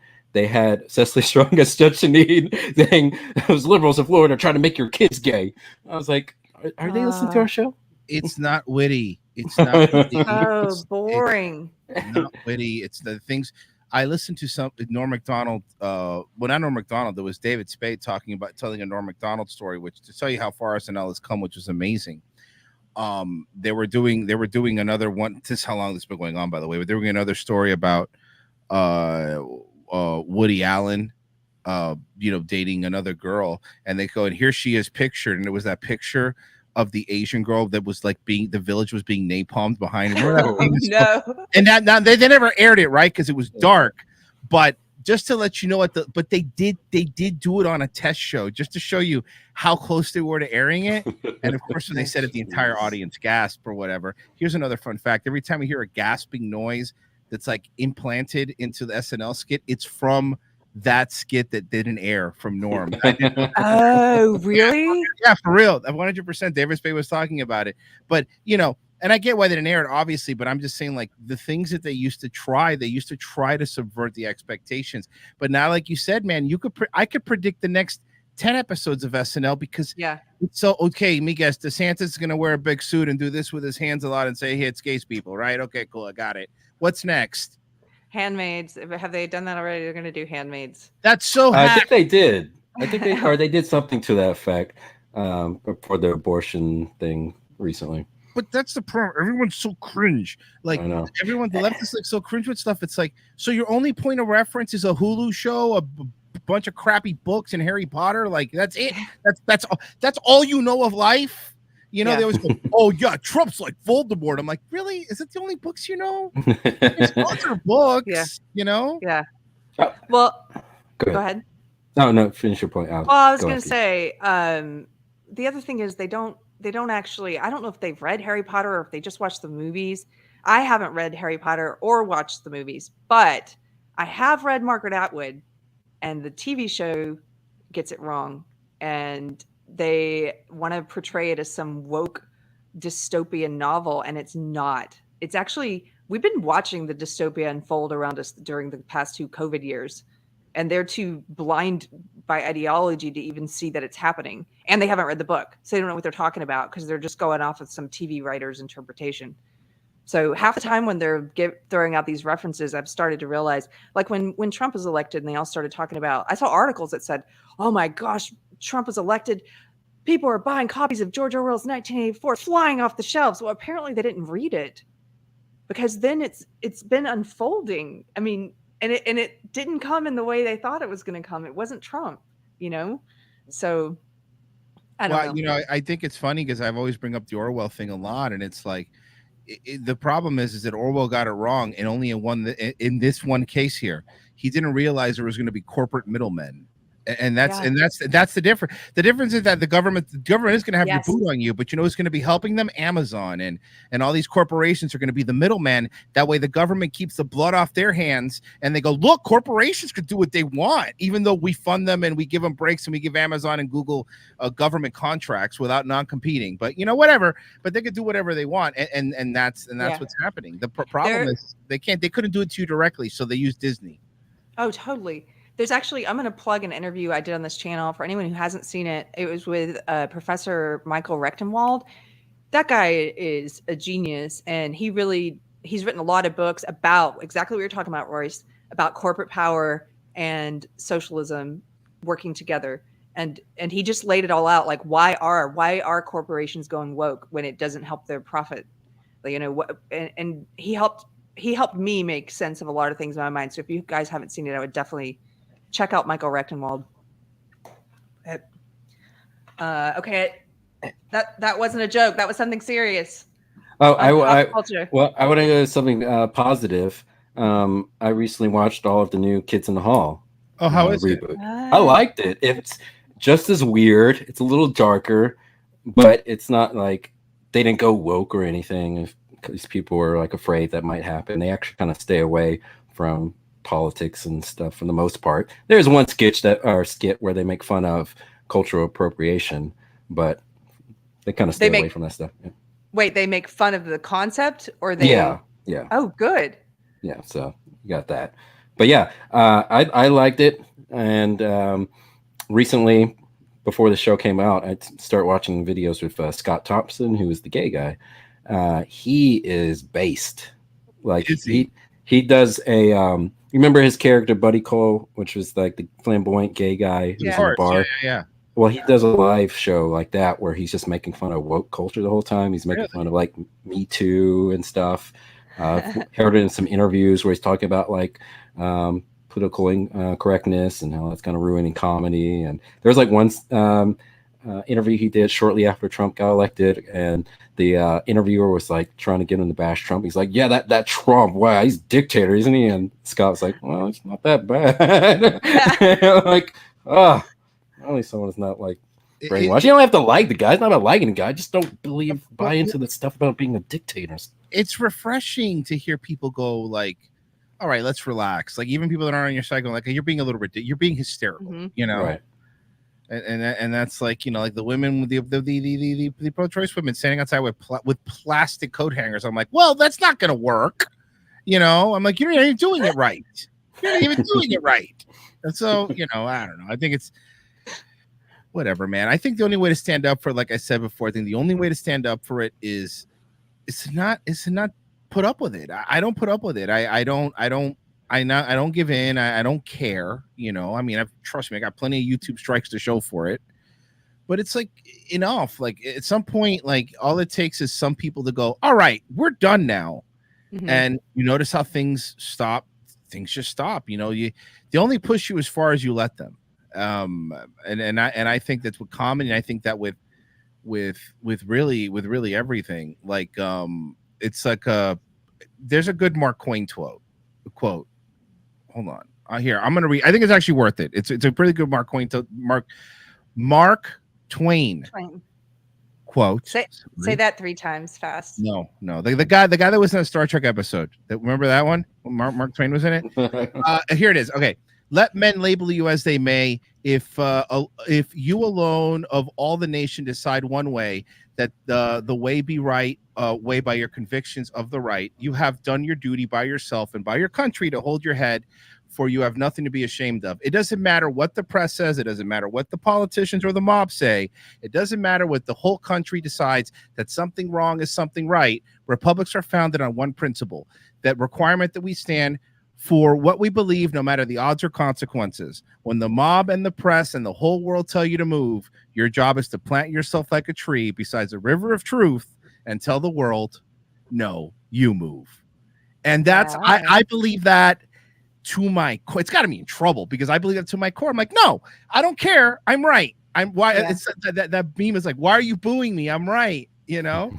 And that's what happens all the time. When COVID came out, we got so much crap for going like, they're going to use this. And everybody was scared going like, oh, your people are dying. I'm like, okay, talk to me in a year. And I had people emailing us going like, okay, man, you were right. This is horrible. I can't leave my house. I go, I told you. Yeah. I don't trust the government. I never have and I never will. And anyone who trusts the government is a fool, in my opinion, regardless of who's in charge. But they love you, Royce. Yeah, like Reagan said, the worst things you could hear is we're the government and we're here to help. They never are. Name a government program name a government building that you look forward to going into. That's always my question. Go to the DMV and you tell me you're happy there. You made me think, Royce, of the country song with who is it? Aaron Tippin. You've got to stand for something or you'll fall for anything. You know that song? Yeah, it's true though, but that's 100%. People, you know, it's easy to shut up. And you know how many times I have even friends in my real life that go, I wish I could say what you say, but I can't. And I understand why they have jobs and stuff. And I'm like, I don't know, man. And if enough people say they can't fire you all, right? Like, I mean, I don't know what to tell you here, but you know, look at what happened. Look how many companies backed down from the vax mandate. Look how many. Yeah. You're like, okay, we can't do this. We need people to work. I'm sorry, this isn't going to work. If enough people go, nah, you know, screw you. I ain't doing it. And that's all it takes is enough people going like, no, we're done. Enough people not buying tickets to see She-Hulk or you know, or the dumb movies. That's all you got to do. And eventually people will be like, hey, is there a reason this YouTuber has more views than the new Avengers movie? And Yeah. that's why. Yeah. And like a lot of other people said, you know, we all need to just produce content, you know, support other people who are producing that. You know, we got to form a parallel, you know, system. You know, not supporting the big corporations that are embracing the woke stuff. 100%, and it's enough. It's like, look, people, you know, say what you want about. I'm in Florida, so I love DeSantis. Like when DeSantis told Disney, like, oh yeah, okay, well, you want to play? And they were like, all right, cool. Hey, you don't need this tax break anymore. Hey, you want to pay your fair share, right, Disney? Well, come on, now you're gonna pay it. And then they were like, oh, should have shut up. I'm like, yeah, you should have. Yeah, treating us like everybody else. Oh man, you're treating us like Universal. That's oh, poor Disney. Look, if anybody's suffering right now, it's Disney, guys. Okay. I have something for you guys. One more. Vanilli. No, you can't be Vanilli. Yes. I am always Vanilli. No, but you can't be Vanilli 2 days straight. Because you are Germany and I'm from France. Oh, now I get it. Makes sense to me. Milli Vanilli commercial, take 1. Hello, we are Milli Vanilli. You know, a lot of people don't understand the enormous success of Milli Vanilli. And neither do we. But we are here to tell you that you too can be Milli Vanilli with lots of positive energy and our new do-it-yourself at home Milli Vanilli kit. That is right. In just 10 minutes, count them 5, 10. You didn't think huh? 10 minutes, you two can look and sound just like Milli Vanilli. Tell them what they get, Vanilli. Well, for only $39.95, you'll get this. Milli Vanilli hair. Very easy to apply. And dye it whatever color you like. It's just a mop. You shall get this. Milli Vanilli eyes that will give you positive energy. What else? Let's not forget our terrible accents. You'll also get this. That's right. You listen to these cartoon characters. Pepe Le Pew, Elmer Fudd. And you are almost ready to be Milli Vanilli. No, but not yet. No. First, you go out and see the latest, hottest, freshest, exciting dances, but don't do them. No. This instead. Milli Vanilli. So get a friend. Because it takes 2 jerks to be Milli Vanilli. And remember, don't forget our number. So act now because we are almost out of style. You know, it's funny. A little bit after that, it came out that Milli Vanilli never sang their own songs. There was a bunch of other people. Oh, so this is before it came out? This is before. Milli Vanilli were douchebags. Milli Vanilli were douchebags outside of the stealing music. I didn't know that. I just know. I know one of them. I felt really bad for them because I saw a documentary. I think it was Rob ended up committing suicide after everything, and they were. Alan Scott says, "Wait, they were fake." Are you joking? The thing is, I don't even care. That song, "Girl, You Know It's True," was so good. It doesn't matter. I love you. I don't care who sang it. It was good. Oh, good. That was a jam. I will agree with you. That was a jam. Yeah. And then when they were found out, I know they tried to have the people who actually sang for them put out an album that was like the real Milli Vanilli singers or something, and it bombed. Nobody wanted it without those faces. If you actually saw who the band was, it was like this older black guy and like this woman, and I'm like, oh, okay, so yeah, this was all like a hoax. It was like the Monkees, but at least the Monkees were upfront about it. It's crazy, like how many bands and artists did that. You remember CNC Music Factory? Like they had remember it. I lived it. They had like this hot woman who was supposed to be the lead singer, and it turns out it's like this very overweight black woman who sang the vocals. You had a Technotronic Pump Up the Jam. You look at that video, it's like this dark-skinned black lady, but in reality, it's Kid Cave's this light-skinned. I think she's half black or something. Dresses like boy. Jam, man, music was better. Sorry. Yep. Jam, pump it up.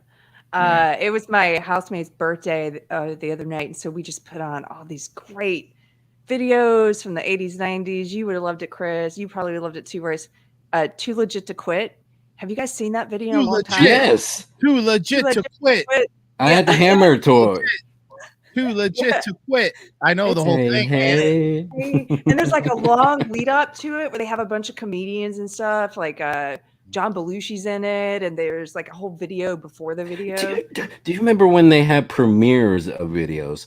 Yes. Like when Michael Jackson would have a new video coming out, they like a special music video from Michael Jackson premiering this Thursday at 7 on Fox. I remember black and white. Yeah.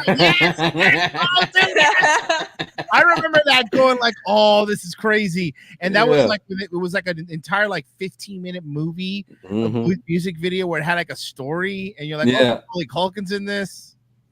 Oh, yes. I'm sorry, but can we play one more? Just one clip, one part of a clip. If you can find it, it's Tommy Davidson as Michael Jackson, the black and white skit. It's like the end part of it, if you want to play the music part, but the end part is hilarious where he's like going crazy and smashing things. Yes, I remember that. Tommy Davidson was great. Did a great Another great one that underrated. Yeah. He had a drug problem for a while. But glad he got cleaned up. I assume he's cleaned up. I don't know. So. And he was the co-host of Magic Johnson's show. Do you remember the Magic Johnson show? Oh yeah, I do. Yeah. It was so boring that they brought Tommy Davidson on like midway through the show, first and last season.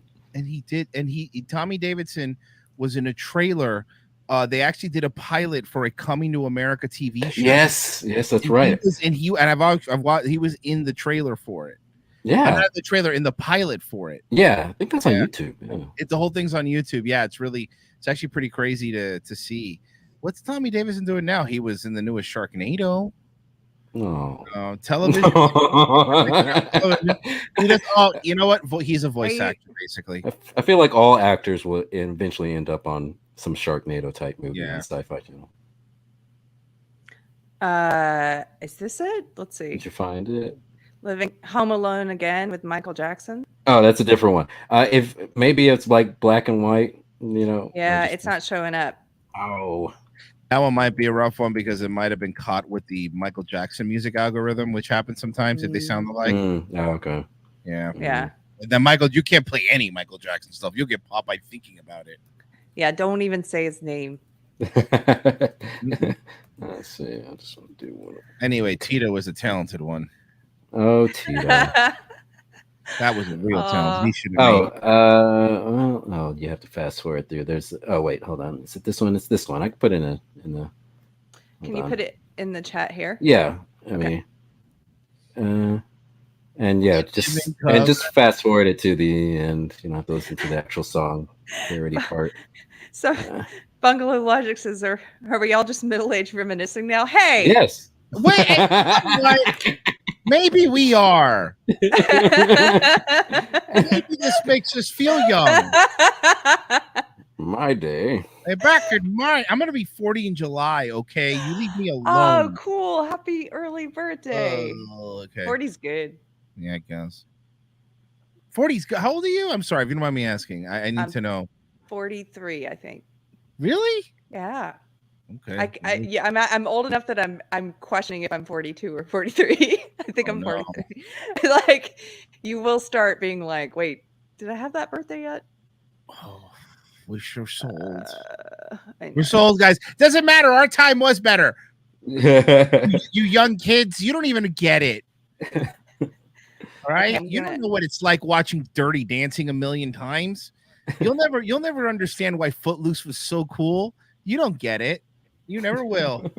have your whatever they watch now, your Shreks or whatever. They just have their TikToks. I mean, the thing is, their TikTok. Oh my God, you sound like such an old lady. They're keeping their TikToks. They have their TikToks and their Instagrams. That's true, and their snappy chats. And their snappy chats. Snap face. I'm too old for this. Back in my day, I had to go on MySpace to meet friends, and 3 songs would play at the same time when I went to their page. That's so awful. Thanks for the ad. We had to go on AOL Messenger. Yeah, but my away message was lit. It had like lyrics from a cool song that I liked in my away message. So cool. We didn't have Twitter, guys. We had AOL away messages. That was our teenage angst. Okay, I'm gonna start Keri, this if you at go the to end. the minute 25, if you can do around there. Right around minute 25. Yeah. Oh, I do remember this. Okay, yeah.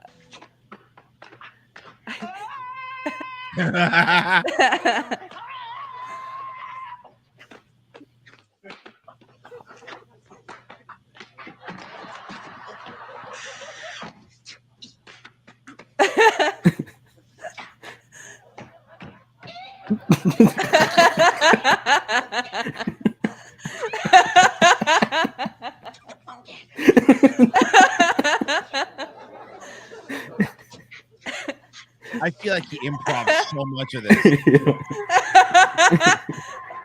Oh, I remember this even with the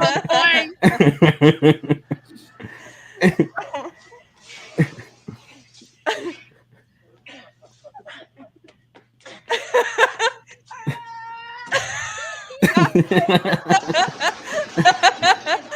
know why it's so good? There's no music, and it's just awkward.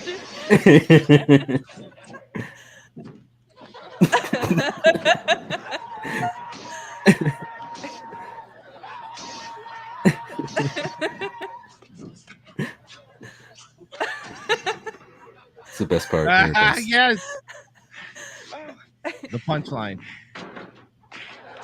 Officer, maybe you can tell me, am I black or white?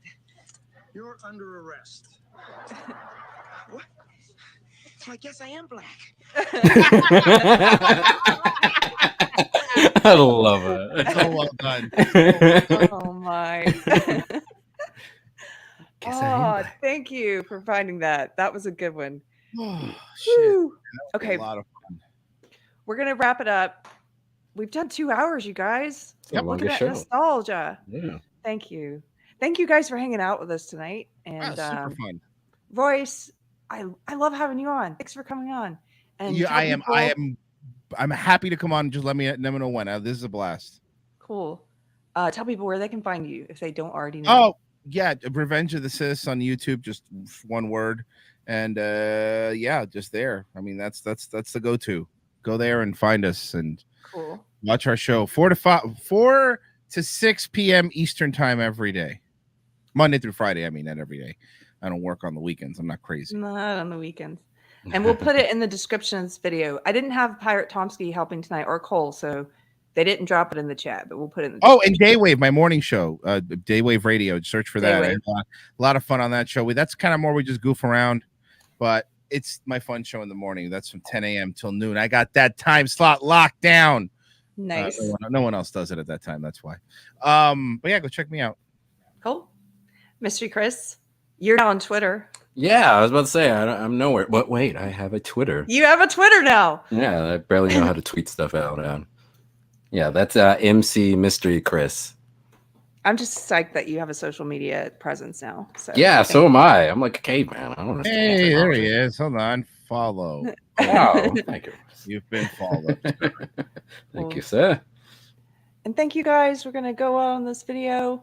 My husband made this music. He is gonna come up with a full version of the song for the intro song for both shows. So if you guys like it, I think it'll be a silly song. Anyway, thanks for hanging out, guys.